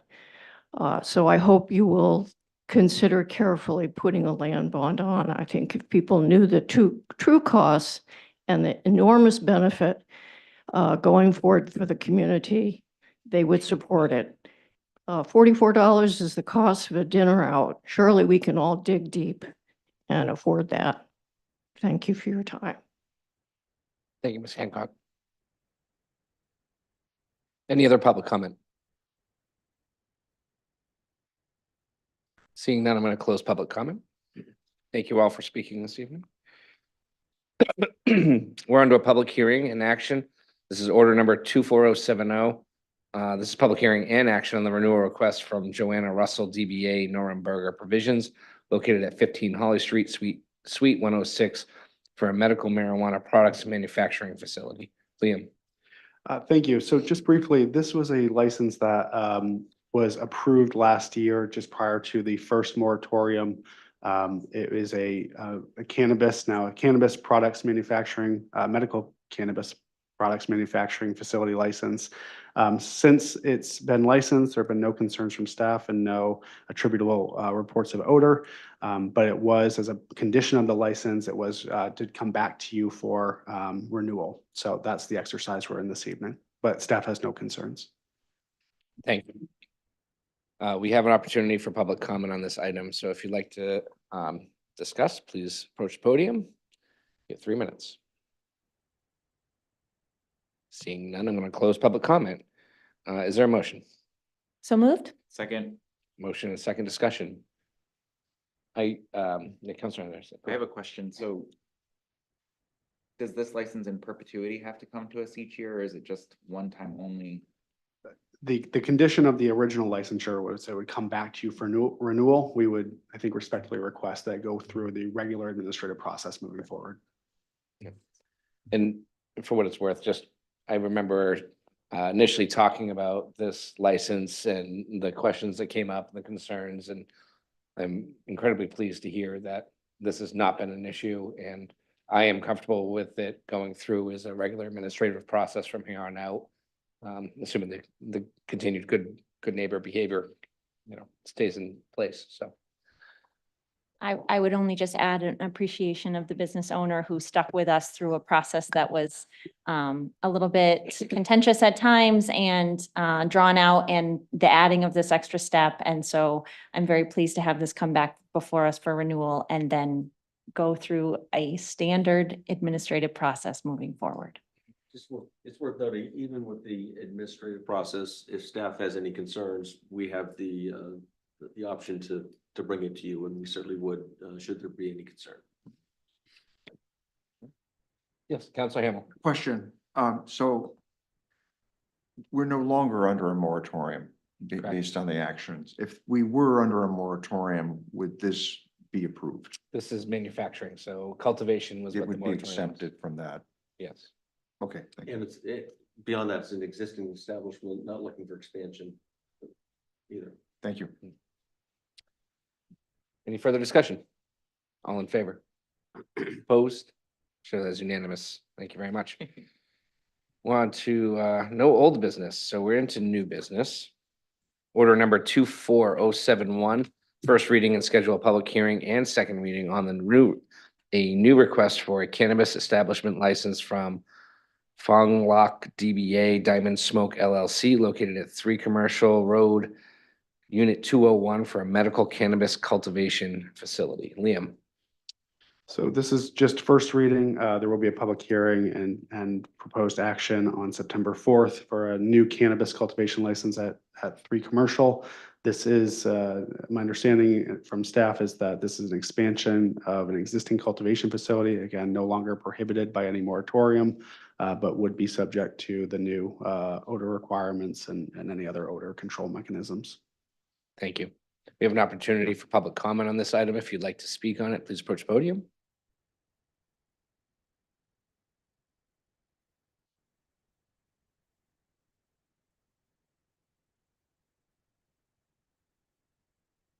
Hi. Welcome.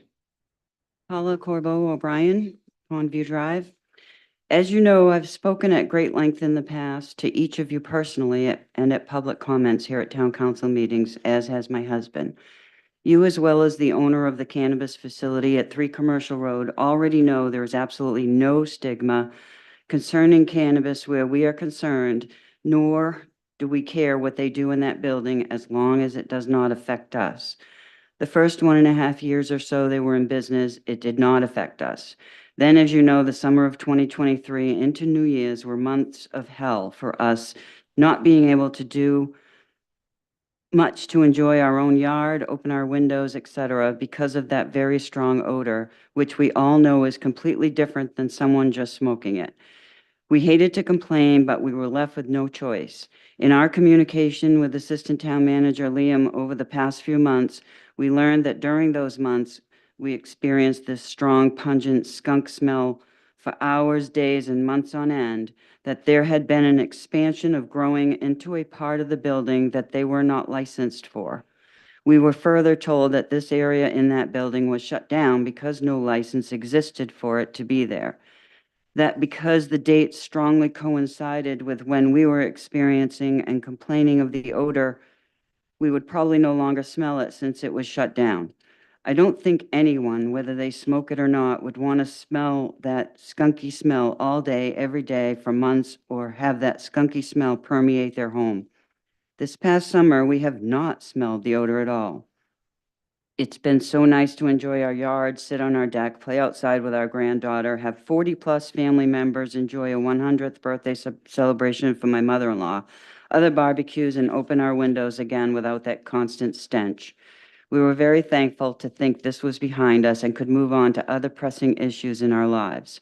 So in our minds, not getting the smell this year, that unlicensed part of that building was indeed the source of it all, and it was pointed out to us.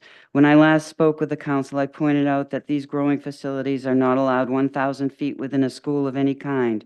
Tim and I are very happy to see that this is on the agenda to pass for no growing facilities or expansion for 1,000 feet within homes or residential areas for the future in any area of Scarborough. Unfortunately, it does not look like it will benefit us. A month ago, there was no request to expand this business at 3 Commercial Road, and now there is a request to expand the 3 Commercial Road business to include the very same area that was operating without a license when we constantly experienced the strong odor. We realize your hands are probably tied now since the moratorium was lifted, and this will probably pass, and they will be allowed to expand into that area, and it seemingly will pass before the 1,000-foot ordinance.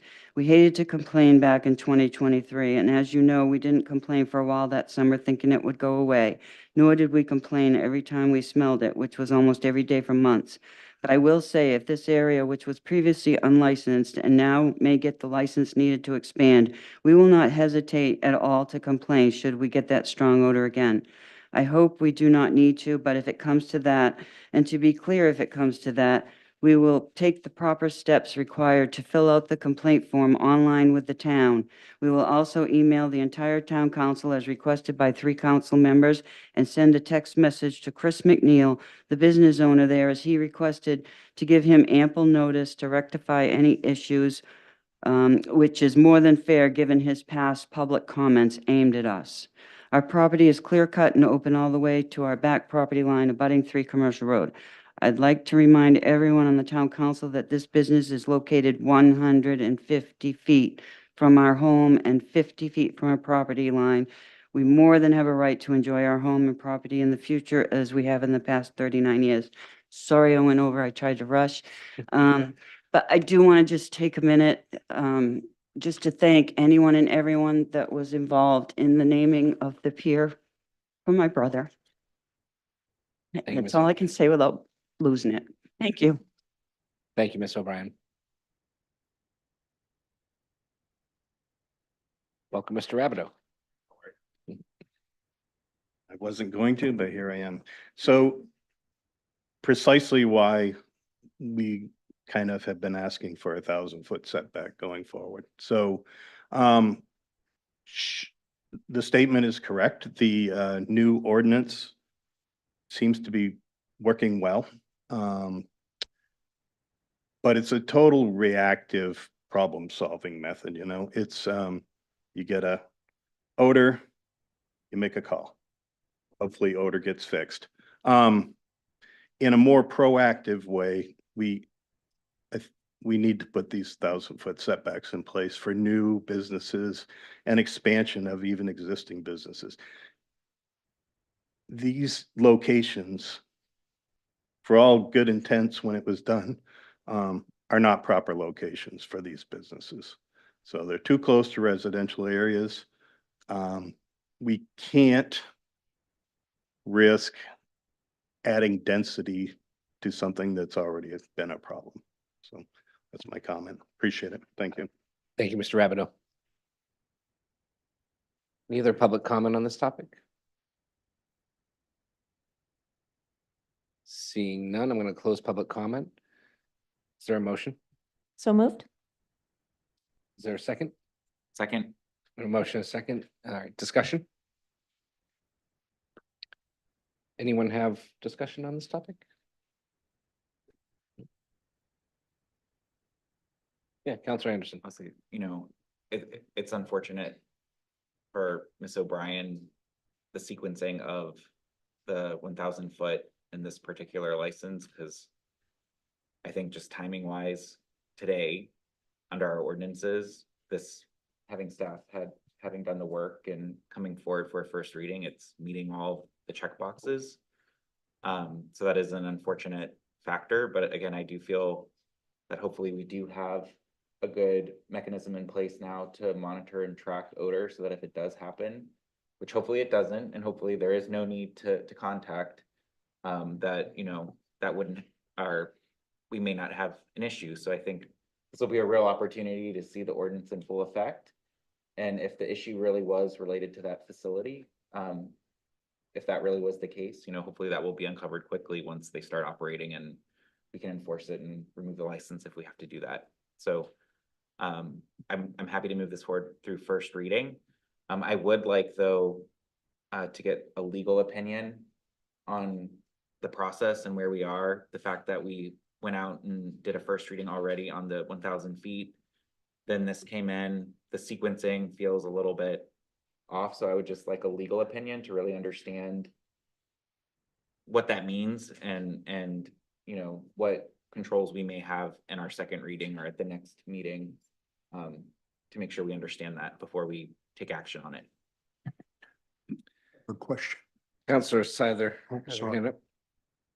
I have a question regarding the sequence. If this expansion, which would not have otherwise been granted if the 1,000-foot buffer had been passed first, if that license comes forward for revocation at any point, will the use still be allowed in that facility? Or because then it would be subject to the 1,000-foot buffer, or once we put this in there and we accept this, are we then kind of statutorily I know the word's not grandfathered, but to have this allowable use in there in perpetuity? So let me take a stab at it. So Thank you. the fact pattern here would be that this license before you is ultimately approved by the town council, either by the decision of the body or because there's no ability to block it because of where it's in the process. Then I think that would be approved use of that space. And so even if that license was revoked, theoretically, a new business entity could come forward, apply for a license. And that would, until that space, I believe per our zoning ordinance requires 12 months of like a lapse of use for it to revert back to the underlying zoning or buffering. That's my understanding. Subject to a further legal opinion. That makes sense, Liam. Thank you. And answers my question. Point Counselor- of information, Yeah, I have If I Counselor may. Cushing up next, but go ahead. I'm sorry, but he spoke once already, so Is it on this one? it is on this one. Okay. Point of information. Do we have the ability to make a recommendation that we suspend the process of the approval of this particular item until the other one comes forward? My concern is we had a moratorium in place and we thought it was a good idea to end that. Now I'm learning it's not a good idea. Okay, or hopefully some of us have that opinion. So do we have the authority, as a point of information, to suspend the action on this and to table it until the other action that's in motion gets approved or not? The application's been submitted and received. Again, we can make that part of the question to legal counsel regarding the approval process, but I think that the question is, does this application have standing at this point? And even with even if the council wished to delay action on it, that perhaps could be challenged. Again, I don't know what the legal opinion is going to be, but I think that's something we can certainly get an answer to prior to final action of this body on the application. But can we amend this or suspend it completely or revoke it? This action that's before us now, I mean, it's our first reading. I would say we have a licensing process. This applicant has followed that process. It is on before you, consistent with your process. So I'm asking a procedural question. I'm just saying, that I think it's properly before you, whether you. Is could delay- that a legal opinion or is that your opinion? We will confirm with legal counsel, but I'm I quite would, certain. is it possible for us to change this until we get a legal opinion of whether or not we can suspend this action and revise it? Your action on any license ought to include any conditions for Denial. denial. I'm certain of that. I've done this long enough and consulted with town attorneys in any number of licensing scenarios that a denial must be accompanied with a rationale in support of that. I have Counselor Cushing's been waiting. I'm sorry, But but can I just ask a clarifying point to this particular thing? someday we'll get 'Cause to you, again, Counselor sorry, Cushing. I just think, to Counselor Hamill's point, is it reasonable or within reason to table this until we've gotten a legal opinion on whether the timing of the first reading for the 1,000 foot in this align, just to make sure that we have that information and know what we can do at that point, or is that? Well, I guess what I would just remind the council is that no action to approve this license is happening this evening. That the action to approve or deny is on September 4th with a public hearing. Between now and then, we certainly can provide a legal opinion as to whether there's any basis to deny the application or somehow handle the administrative approval process in such a way that the 1,000-foot buffer could be taken into consideration in reference to this. So, Counselor Hammer, Counselor Cushing has been waiting relatively patiently here. So, Counselor Cushing. Yeah. My first question is, if I understood Mrs. O'Brien's testimony, that the same applicant was using this space illegally, is that correct? There was an expansion in this facility to this suite a period of time ago. When when staff did this inspection, we determined that those caregivers in those spaces needed to apply for independent licenses through the town council. Because it was under moratorium, they were then shuttered. And that period of time in which we believe they were operating did align with some of the more frequent reports from some of the abutters of odor. Well, whether there was an odor leak or not is not really my concern. My question that I'm trying to get at is, does this applicant have a history of violating our ordinances? The applicant on this application was not the party that was cited and shut down. Thank you. I just wanted to understand that, make that clear. Now, I didn't have anything else to say, but now I do. Yes, we can go get legal opinions on whether or not this council can take this action, which comes before us normally, and delay it, because we know we've got another action in the queue, which will give us a chance to deny this application. That's really what we're asking here. And to my mind, on its face, that is unfair. This comes before us. We need to decide it on its merits. We need to decide the 1,000 foot on its merits. And I can't tell you how many times I've heard, we have worked and worked and worked and worked on this ordinance. Let's see now if this brand new 2.0 ordinance actually can do what it is advertised to do, which is to give people like Mrs. O'Brien an opportunity to complain and get satisfied. And maybe in the big picture of all of this, the owners of these businesses will have figured out that they need to operate them and keep the smell contained. And let's get rid of all of this other energy and let it play out. Thank you.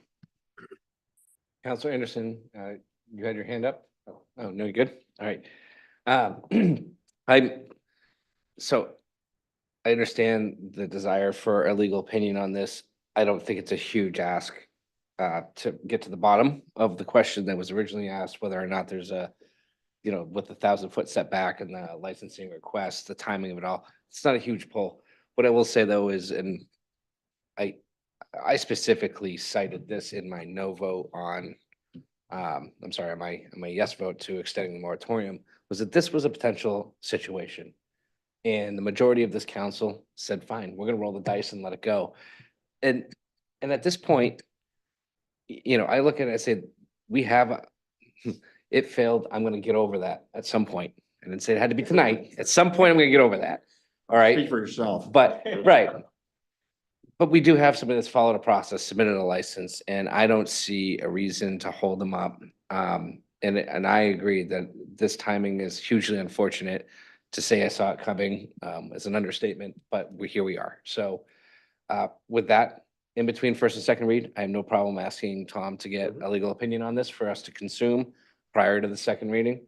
But I don't feel at this stage it should hold anything up. So unless there's further discussion from this council, I'm going to call the vote. All in favor? Opposed? 5-1. Thank you. Next item, 24072, first reading and schedule a public hearing and a second reading, amending chapter 311, schedule of fees to add applicable impact fee sections. Autumn, welcome. Thank you. Excuse me. This is the Chapter 311 schedule of fees changes that go along with the recently approved Chapter 415 impact fees. In this new version, we have added the roadway impact fees. We've also added the school impact fees and the recreation impact fees in their current 2024 amounts. I think this will provide some clarity to applicants, and the information will be available for everyone. And that's all I have. Just to be clear, these fees are no different. They're just making sure that they're replicated and shown in the schedule of fees. So Correct. it's I will one point spot. out that the school impact fee in the ordinance is the original fee, and the 2024 is the inflation adjusted fee. So this is the actual fee that people get paid, that pay. Thank you, Autumn. We have an opportunity for public comment. If you'd like to talk on it, please approach the podium. Seeing none, I'm going to close public comment. Is there a motion? So moved. Have a second? Second. Discussion. Everyone loves the fees. Okay, all in favor? Opposed? Counselor Hamel abstaining on that one? In favor? Okay, show that as unanimous. Thank you. We have order number 24073. It's the first reading and schedule a public hearing and second reading of proposed amendments to chapter 302A, the Town of Scarborough Town Committees and Boards Manual. Rules and policies. Counselor Hamel, do you have anything to provide us with here? After a long period of dormancy, there seemed to be a sudden spurt of activity and rules and policies. So I think it's gonna be short-lived though. But there were three things that we talked about doing. One of them came from a request that we record all committee meetings, so that one has made it through, and the other two had to do with things that were related to other changes that had been pending. You know, one of them had to do with terms. We wanted to make sure the terms of committee members would be the same as the term limits for counselors, and the other one was help me with this one, Karen, you do every time. Conservation Commission. Thank you. Yeah. It was a member of the planning board and town council serve as liaisons to the Conservation Commission. Thank you. It was good fun and Thank you, Counselor Hamel.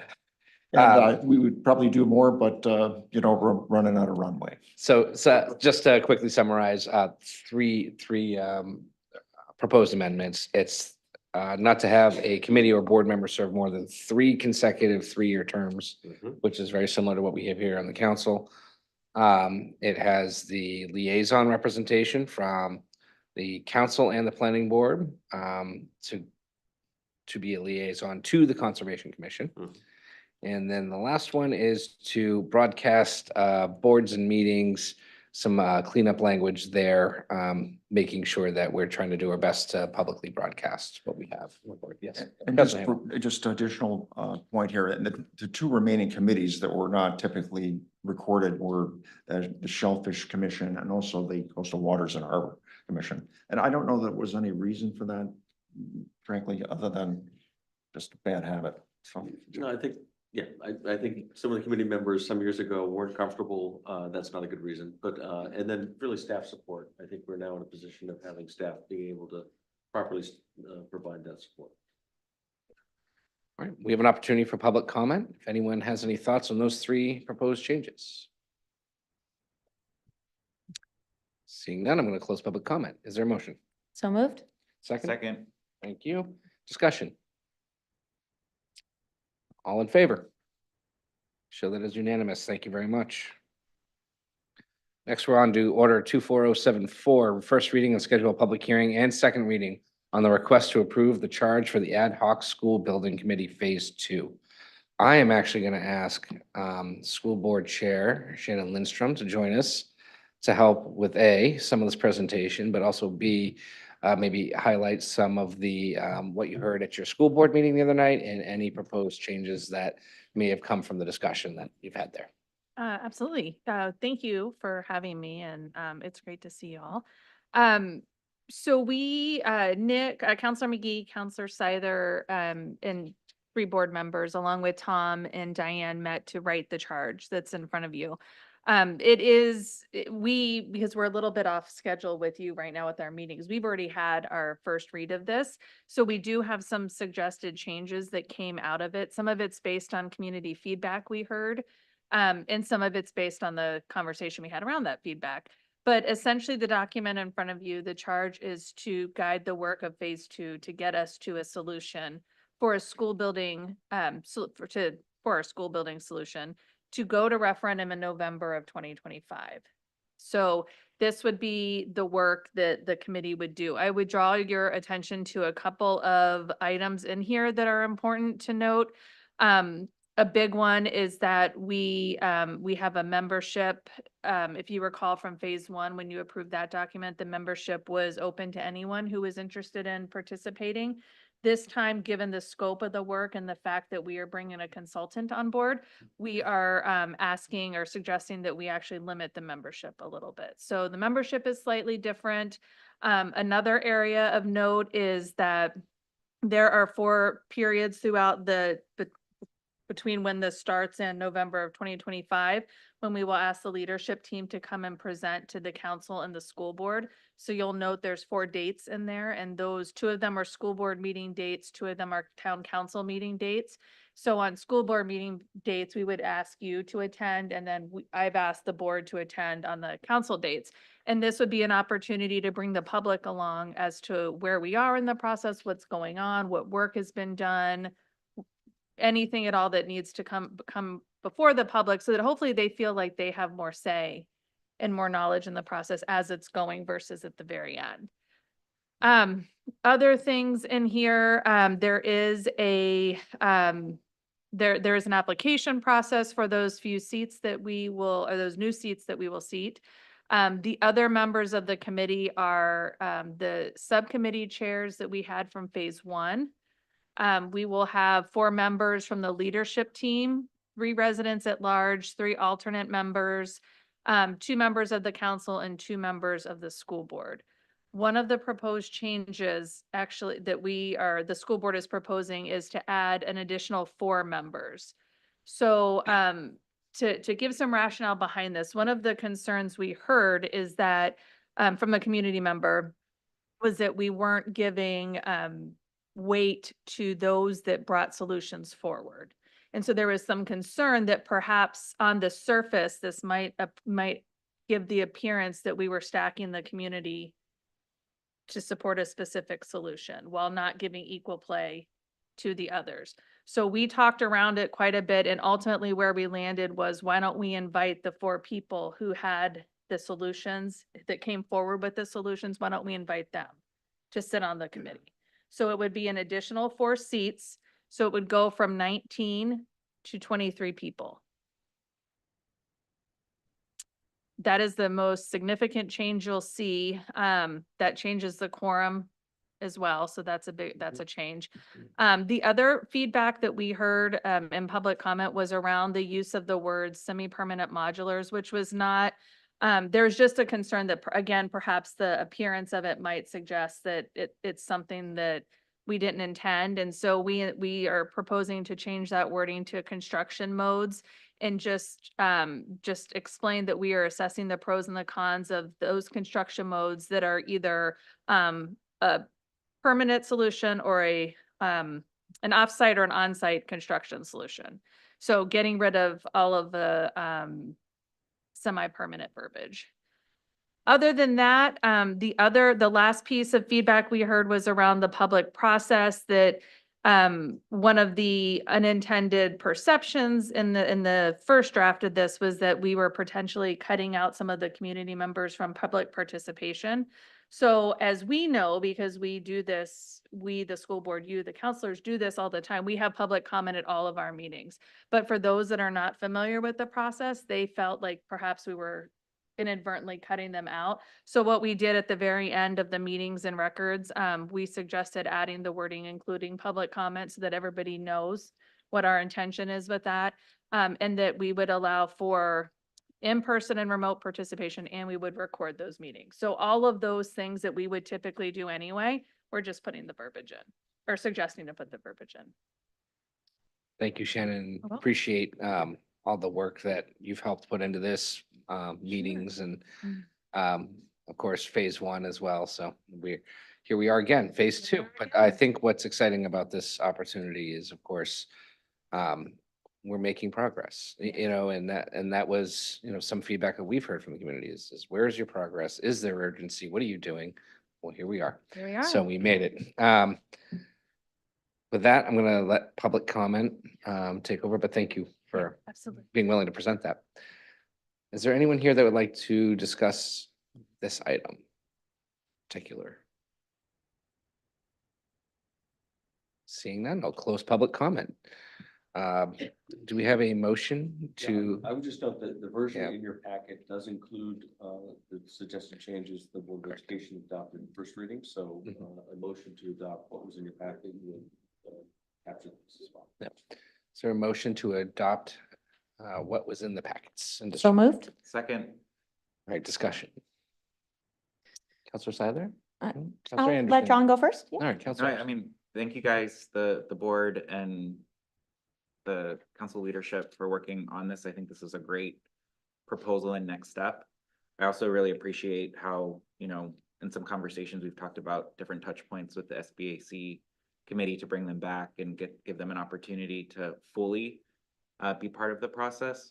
The only piece in here that again, I'm just putting this out for discussion. I'm not prepared to offer an amendment, and I know we have another opportunity is the part of including school employees, and I don't want to like offer a suggestion right now, only because I think it's important for the superintendent or others to weigh in, and it might have been part of your guys' conversation, but I felt like it was so helpful in one iteration of this committee where we did have the principals like sitting on the committee, because it really brought the expertise of the day in the life of the professionals in the building to residents, and maybe some of the committee members that are residents were teachers, so they are bringing that perspective. But, you know, if we were designing anything else, a hospital, another building, like we would really need the experts in the room helping make the decision. So I don't want to add more people to the committee, but maybe it's a matter of adding more language in terms of what we would expect as the minimum SPS employee engagement to look like, to make sure that we're being very explicit on how much we want teacher staff involvement, because again, they're the experts. They're the ones that are going to have to live in this space. They're the ones that are really focused on education. And I don't want to undercut that expertise in the process. So don't really know what I'm suggesting, but that was the only thing that I was like, I want to see a little bit more there. My gut reaction to that, John, is that if this committee is doing its job, they're gonna have to recognize that there's a couple of touch points with the employees that you need them for benchmarking and programming. Their insight is invaluable as to what kind of programming, what kind of space needs they would for that. And then again, on the space analysis needs and then final design, are we designing classrooms to accommodate what it is they see as a modern school teacher and educational environment? So hopefully this committee is going to be cognizant of those like specialty areas that you should be incorporating those employees' feedback, and they incorporate it into their process of information gathering and design and build. That's my 2 cents. I'm open if you think a little bit more language needs to be in there.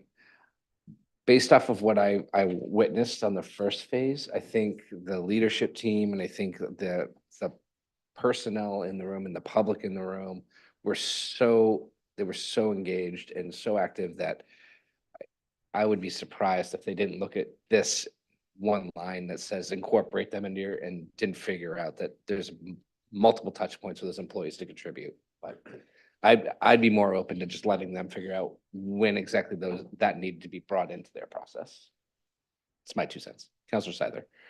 I think I bring forward the same perspective as John, and that might be because we served on that other committee together, and just how invaluable that principal voice was. But then the other component that now is coming front of mind for me is the teacher component. And so I would be interested in you having a conversation with school leadership to just kind of discuss what some potential language changes could look like to make it clear that we're seeking professional voice in the form of both the building principal, but also teachers. And I think that that sends a clear message to our staff, how much we respect and value them as well and value their voices. And that admittedly was something that I've gotten very wrapped up in making sure that our community feels like they have a voice, and that's who I represent now in my role as a counselor. And so I don't want to lose sight of the fact that we have some of the best professionals in the business at our employee, and I would love to make sure that they feel valued and that their voice is at the table too. All that being said, in full transparency, I tried to beat this committee down in numbers repeatedly, just because I know how much it can be to try and manage a committee that is over 20 people. But I think we're trying to strike a balance here, right? Always with having the right number of voices at the table versus the experience and the different perspectives and how valuable those two things can be when they come together. And so I would be in favor of that.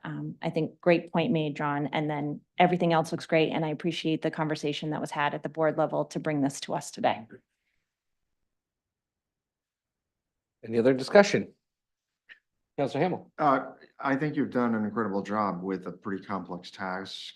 It's a big group and it's obviously very comprehensive. And I think the level of sophistication of the participants from what I've seen has been really incredible. There's still, I have to admit, there's still a perception that are you really gonna get a different outcome with the same group of people making the decisions and the recommendations? So that frankly is a basic question. So I think, I know my fellow counselors who are intimately involved with this are aware of that, but, you know, perceptions are, you know, sometimes hard to shake, and, I'm really encouraged by what you've done in terms of including the construction materials question in there, so, but I can't criticize the work you've done. But I admire the effort, and you know, I trust that in the end, the right process, you know, will produce the right results. However, it just, the ultimate decider, you know, has a energy and mind of its own, as we know, so too well, but thank you. I would like to just point out, like, I am a little uncomfortable with the size of this committee just because of the fact that you are now have paid experts, consultants, engineers that need to be involved, and I worry that you may have too many bosses in the room. But again, I'm going to put a little bit of faith in the process and say that that leadership team can hopefully manage a workflow process with that, and it doesn't get out of hand. The only other thought on the size of it is that it is weighted very heavily to members that have already served on SBAC 1. And I just, as long as I feel comfortable that we're not excluding really good, solid community members that just couldn't give it at phase 1, but it would be excellent in phase 2, but we have some openings there. So I take a little solace in that. The only other thing I want to point out to anyone that's at home and hasn't had a chance to read this document, the big thing of note is that we have really circled on a calendar that we are shooting for November 2025. And that's something that has been consistently asked. When is this going to happen? When is it going to happen? And we didn't honestly have a good answer. And at this point, we've put a circle around a date. We hope that we can achieve it. If it all happens faster for some weird reason, I think we could be nimble enough to deal with that. But at this stage, I think the reasonable expectation is we would have something for this community by November 2025. Special note of thanks for choosing the timing of a November election. So I appreciate that. Thank you. Okay, with that said, all in favor? Opposed? So there's unanimous. Thank you very much. Thank you, Shannon. Next item this evening. 24075, act on the request of Black Diamond Consultants, Inc. to authorize the town manager to sign paperwork on behalf of the town that would relinquish its interest in the turnaround easement on Ward Street. Hey, Autumn. Thank you. This is a request from Black Diamond Consultants. They have received preliminary approval of a 4-lot subdivision from the planning board. Part of that subdivision, there is an easement that was granted in 2004 to the town and improved by the town for a large vehicle turnaround. So there's a concrete pad at the location. They would request that that be relinquished so that they have full rights to use that as part of the lot. At this point, staff has looked at it. Camden Street, while there is a gate at the end of it currently, there is a date, an imminent date for that gate to be permanently opened from the North Village development. And so at this point, staff doesn't have any issues with it. I do know that we have received some opposition to this, and I believe that he may be online.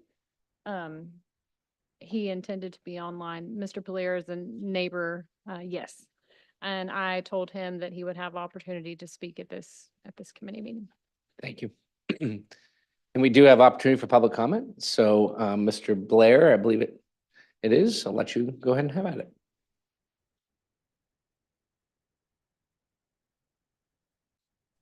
Can you hear me now? Yes, we can. Thank you very much. Mike Polari from 12 Ward Street. Literally across the street from where you sit right now, but terribly unrecognized over the years. In 2004, when I bought the property that I live on now, Ward Street ended at my property. In the 1920s, when Alonzo Libby had developed this portion of Oak Hill, the master plan, and I've seen it, called for Ward Street to follow along down and connect to Libby Street.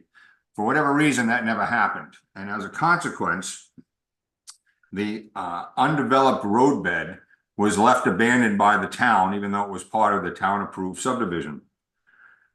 You flip ahead to the 2000s, and when we first began construction in our home, the old roadbed was uncovered which was a field of wildflowers and apple trees.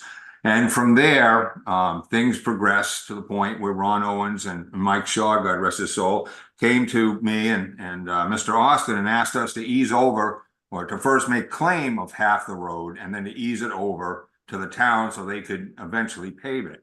All of that was done, and included in that was this easement by Mr. Austin to allow for the turnaround. Now, I filed a written opposition to this, and I was hoping that Ms. Spear had provided that to the council members. Over the years, Ward Street eventually evolved into being the construction throughway for the Eastern Village. So for the last 20 plus years, Ward Street, that eventually was paved, became this throughway, and has also been, unfortunately for many a lost traveling soul, a mistaken right turn on what they believe is Black Point Road. The turnaround has been essential for everything from plows to garbage trucks to delivery vehicles, cars, recreational vehicles, trucks towing trailers, all forms of vehicle traffic. And despite the fact that someday the other end of Camden Street is going to be opened up, whenever that happens, date imminent, the fact still remains that the traveling public, when they are lost and driving down Ward Street, by the time they get a little bit past my property, right to where that turnaround is, they figured out they're in the wrong place.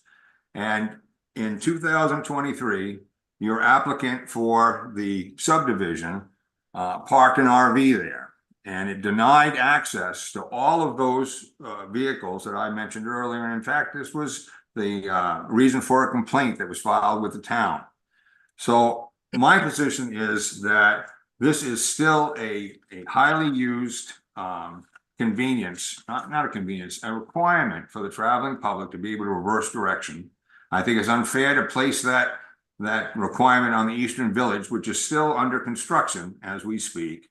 And that I also question how it is that the town is going to gift to a private party, not a 501c3, not a charitable organization, but a private party, how they're going to gift property that is owned by the town, that was developed with public funds and maintained with public funds, how the town is going to gift that to a private party.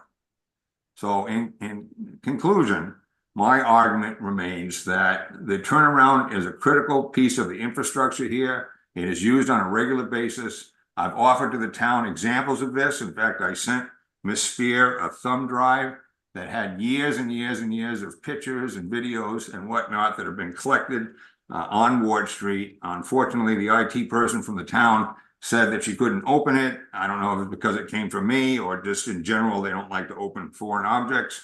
But I was hoping that the council had already had an opportunity to review my written opposition, and I was simply going to reinforce that, but it appears that that may not have been provided to you. So I thank you very much for your time and consideration, and I ask you to take serious deliberation about a very small thoroughway that only has, 4 or 5 or 6 residents that live on this, but has been a major contribution to the development of the Eastern Village. Thank you very much. Thank you. I just want to clarify that we did receive your written opposition letter as well as photos in our packets. Any other public comment on this topic? Seeing none, I'm going to close public comment. Is there a motion? So moved? Second. Motion, second discussion. Council Hamel. Question. So I heard what Mr. Poliri just had to say and read this carefully. Who is Black Diamond Consultants? Who are they representing? Black Diamond Consultants is the engineering firm representing the owner of the property, Theodore Heydrich. And have they been developers in town previously? They've done other projects, do you know? Not for this particular engineering firm, no. Okay.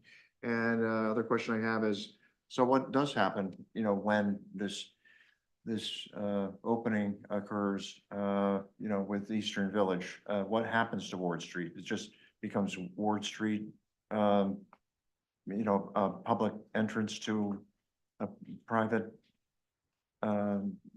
development? How does that work? North Village is designed to be a public street as well, Camden.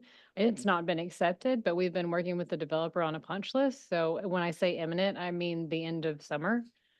They are looking for their last CO for North Village and they have to finish a few things. And I went out there today to verify that they have been moving forward with that. The fire chief and I have been working with them to get that gate permanently open. We've given them a bit of an extension, but it is time. They had an issue there a few months back with a safety issue. So imminent is probably the end of August. And so that will become a throughway street. So it will be Ward Street, it'll stay named Ward Street? It's Ward Street and then it turns into Camden. Yes, the T, And- it's a T intersection. Not a T, but an L. So is that common for us to have a public street going into a private, development like that? Is it- Camden Street will be It's- public. it will be upon public. acceptance. So it will be continuous public. Okay.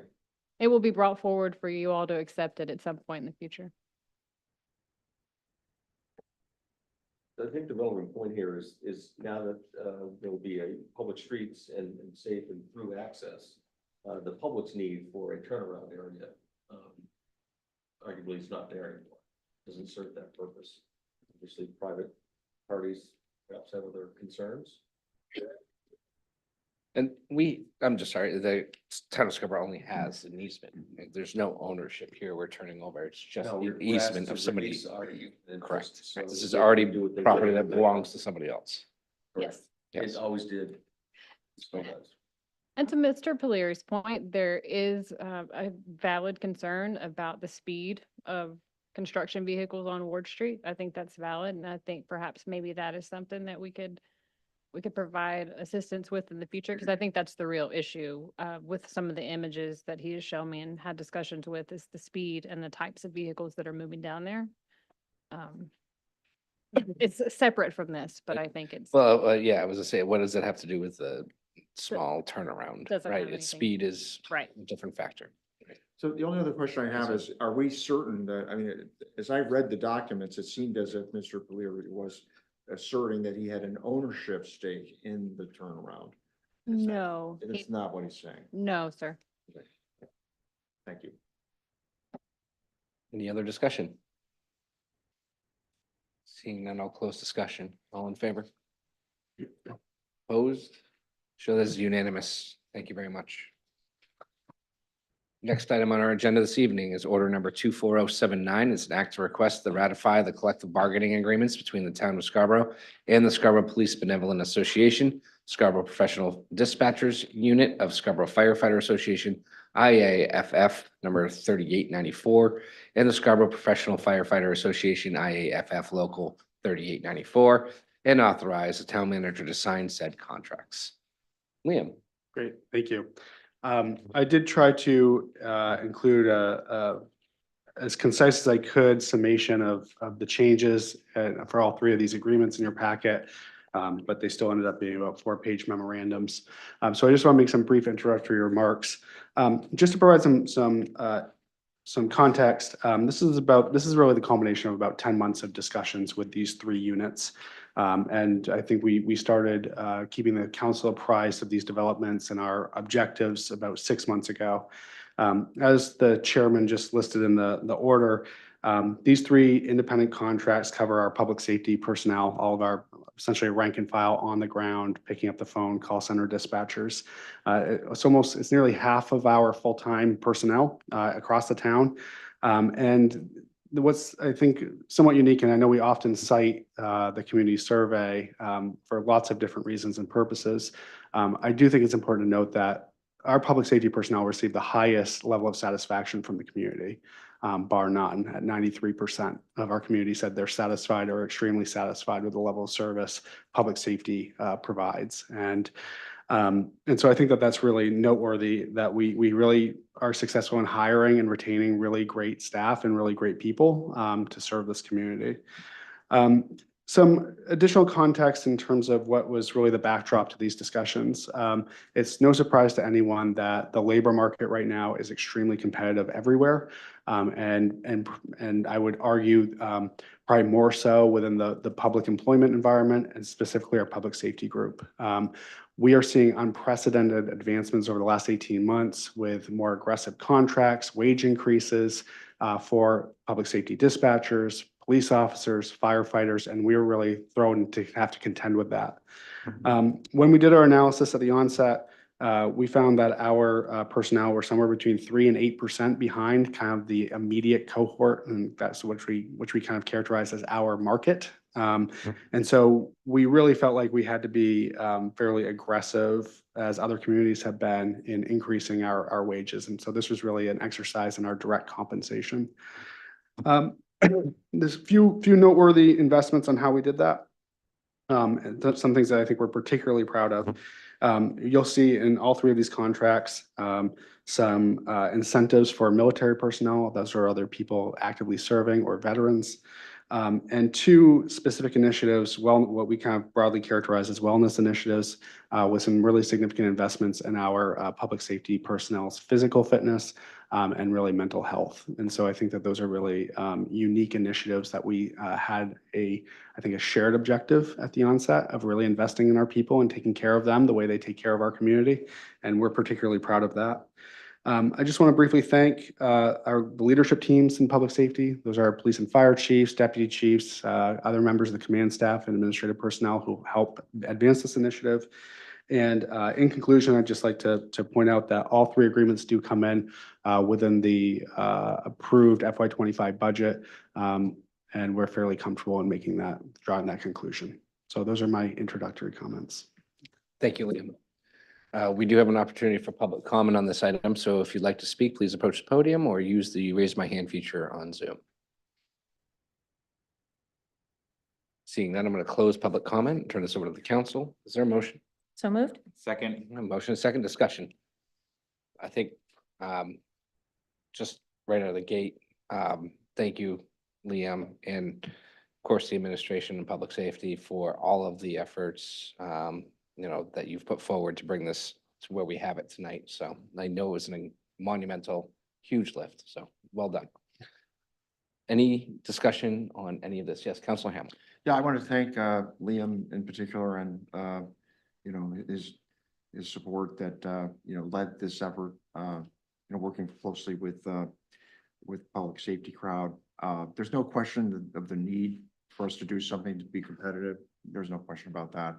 But I did request that he at least give us an idea of what the total numbers were. I realized that this in the context of not really being able, you're in the middle of negotiating, you can't really talk about the value of packages until you get to this point. But we've done this every year. We've talked in general terms about that. So I'd like to ask that if and when appropriate, we have one bargaining unit that's still outstanding.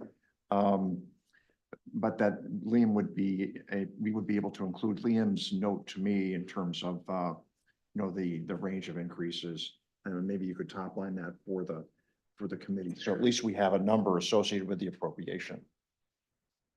And we've kind of done this every year, but this year's been a little different. Any questions or comments? Okay, seeing none, I'll call a vote. All in favor? Opposed? Sure, that is unanimous. Thank you very much. Next, we're on to non-action items. Have any, do we? No. Number 10, standing and special committee reports and liaison reports. I'd like to roll that in with councilor member comments. So anyone that's got a committee report or just general councilor comments? Councilor Anderson. Yep. So at our next finance committee meeting, just kind of based on the topic we had today and some of the conversation, we are planning to start tackling more how we want to approach the plan for the $5 million capital investments over the next 20 years. And so that is something that's on the docket. I would also like the committee to continue discussions around some of the policy changes, specifically the one around the debt rating, and just continue those conversations. So those are both related to our council goals, and I'd like to move those two things forward. The other thing I just want to update, Councilor Shoup and I were at Summerfest, which was a huge success this year. There were so many people. It was so much better when it's not raining to see everybody out there. We talked to many residents. We got a lot of people to sign up for Counselor Corner Live. But we also had some of the kids when they came up to draw pictures about what their favorite thing is about Scarborough. So we have probably about 50 pictures that I suggested to Allison we tape in Tom's office. But you know, I'm sure she'll find a better use of them, but I did promise all of them we would find a place in town hall to put them and let them know. They love ice cream. They love the beach. There was a lot of self-portraits that they drew. So again, really great to be in the community and engage with people, hear their feedback. And again, even just tonight, like recognizing Art Dillon, Dave Corbeau, and Pete Bickmore, it's just, you know, I'm always so proud to be part of this community and hear all the great stories of everything that everybody does, everybody at this council, everybody, all the staff, everybody who's here to make our town a wonderful place. So just super happy for 2 more years. And if other people want to run and be part of the fun, I encourage you to pull papers, or if you haven't pulled papers yet and, you know, are reconsidering and you want to run again, you know, anybody who fits that bill, you know, encourage you to do so. Thank you, Counselor Anderson. Counselor Seither. I would just like to sing John's praises for a minute because I know he won't sing his own, and show my appreciation for him running the table this year at Summerfest as chair of the communications committee. That is 100% I take that on as my responsibility. And this year I wasn't able to do it. Last year was not so fun in the pouring rain. And so I'm a little bit jealous that John had such better weather and a better experience. But thank you to John and Karen so much for doing that engagement. We talk about this all the time at the committee level, but then it's also something we talked about at our goals meeting. It's so important for us to be recognizable to the committee. I mean, to the community. Like it just, they want to know who we are. They want to know that we are approachable and that we're at Hannaford and that they can come to us and talk to us without an agenda item and without being on television and necessarily needing to come to the podium. And so I just think those engagement opportunities are just so critical to the community really, you know, having a good relationship and trusting that we're doing good work here. So thank you to those 2 counselors who made that table happen. I also want to sing the praises of Counselor Corner Live. We had a huge turnout for our most recent Counselor Corner Live. The topic was the land bond. We had over 30 people in the room, lots of new faces, lots of energy. We talked for 90 straight minutes. Everyone was respectful and kind and listened to one another. And I think really felt like they had the opportunity to say their piece and not be timed, you know, not have it be so structured as it is in a typical meeting. The feedback that I received informally was that, you know, it was a big success and that the people who engaged with us really appreciated our time and appreciated the conversation. So I would love to see that initiative continue forward. And thank you to the counselors again, Karen and John, who came and engaged with our residents during that time. Lastly, I unfortunately had to cancel the communications committee meeting for last Wednesday. And so I have a little bit of business that I would like to conduct and I need to do it in public. So now I'm going to have like a little impromptu communications subcommittee meeting here where we need to set our authors for Counselor Corner articles for the 1st of September and the 15th of September. I would informally propose that John Anderson write our September 1st article. I talked to him offline and he understands it's a relatively quick turnaround. And if nobody better than John to deliver us 500 words and I'm sure whatever topic he chooses will be great. And then for September 15th, Counselor Cushing, you are on the chopping block in terms of it being your turn. And so if you are amenable to the idea, we would love to have you write the September 15th article. And I'm happy to discuss topics with you. You could propose something now if you want to, but I realize I'm putting you on the spot. So we can chat offline. just put my name on the list. Thank you very much. I appreciate it. And then just in terms of, for council awareness, we do have 2 departing counselors. And so working backwards on the calendar, we have made sure that Counselor Hamel and, Counselor Katerina will also have a spot, before the end of their terms, to make sure that they can then have one final article. And in case anyone missed it, Chairman McGee sliding in there, that he had written his final article already. And I tried to edit that sentence out and then decided if he's ready to say that those are his final departing words, and I'll let him have that one. And so thank you to everybody on the council who continues to make Counselor Corner happen. We have a near perfect, submission rate this year. And so we're almost to the finish line. Everyone who writes and contributes to that, thank you so much.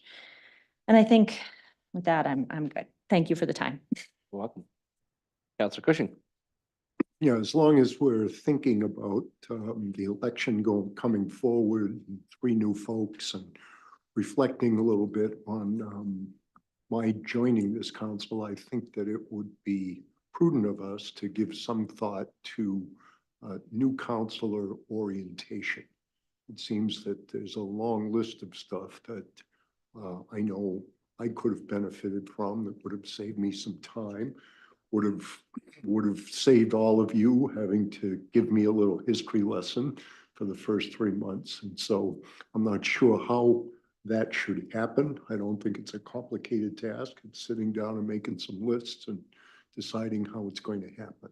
So I'll submit that in exchange for my contribution on the 15th. Thank you, Counselor Cushing. Counselor Hamel. Yes, I wanted to say kudos to the community services folks. I mean, they're doing great work. And the report of the, of the committee was, I thought, outstanding. I've had the opportunity to participate in some of the senior programs as a bona fide senior. And, I do the bridge on Monday for 3 hours, which is awesome. And I've also been attending the senior luncheons, which have been fun.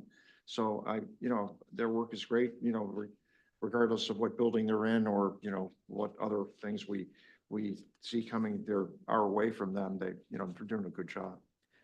The other thing I'd like to say is there is one, even though I only committed to one thing in terms of a goal, there has been one thing that's been sitting ready to come forward, and it's the Coastal Waters and Harbor Committee recommendation on parking. And the thought is, this thing is actually for several months has been ready to come forward to the council, come directly to the council. The thought is that if we could get it, in under the wire now, they could start the work and have it ready by the spring. And this is quite comprehensive. They spent several months on it and had a working committee that was composed of not only this committee, but also Vinnie Clow and Sue Bailey Clow, who've researched paid and other passport type recommendations. But their recommendation is basically for all of Pine Point to implement some parking solution from the bridge all the way, through both ends of Pine Point. It's a significant amount of revenue. And the thought is that if you started it in the off season, to be ready to go and implement by the season. So that's one thing. If there's a chance to kind of slide that in under the wire, that would be appreciated. And that's it. Thank you, Counselor Hamel. I don't have a whole lot to add, but just again, appreciate everyone being here and putting in the effort that we see. I mean, it's daily from this group and from the staff, and can't say thank you enough. So with that, I hope everyone enjoys the last bit of summer before we head off into Labor Day weekend and enjoy the quickly approaching fall. So, good evening. I'll take a motion to adjourn. So moved. Second. All in favor? So that is unanimous. Thank you. Have a great night, everyone.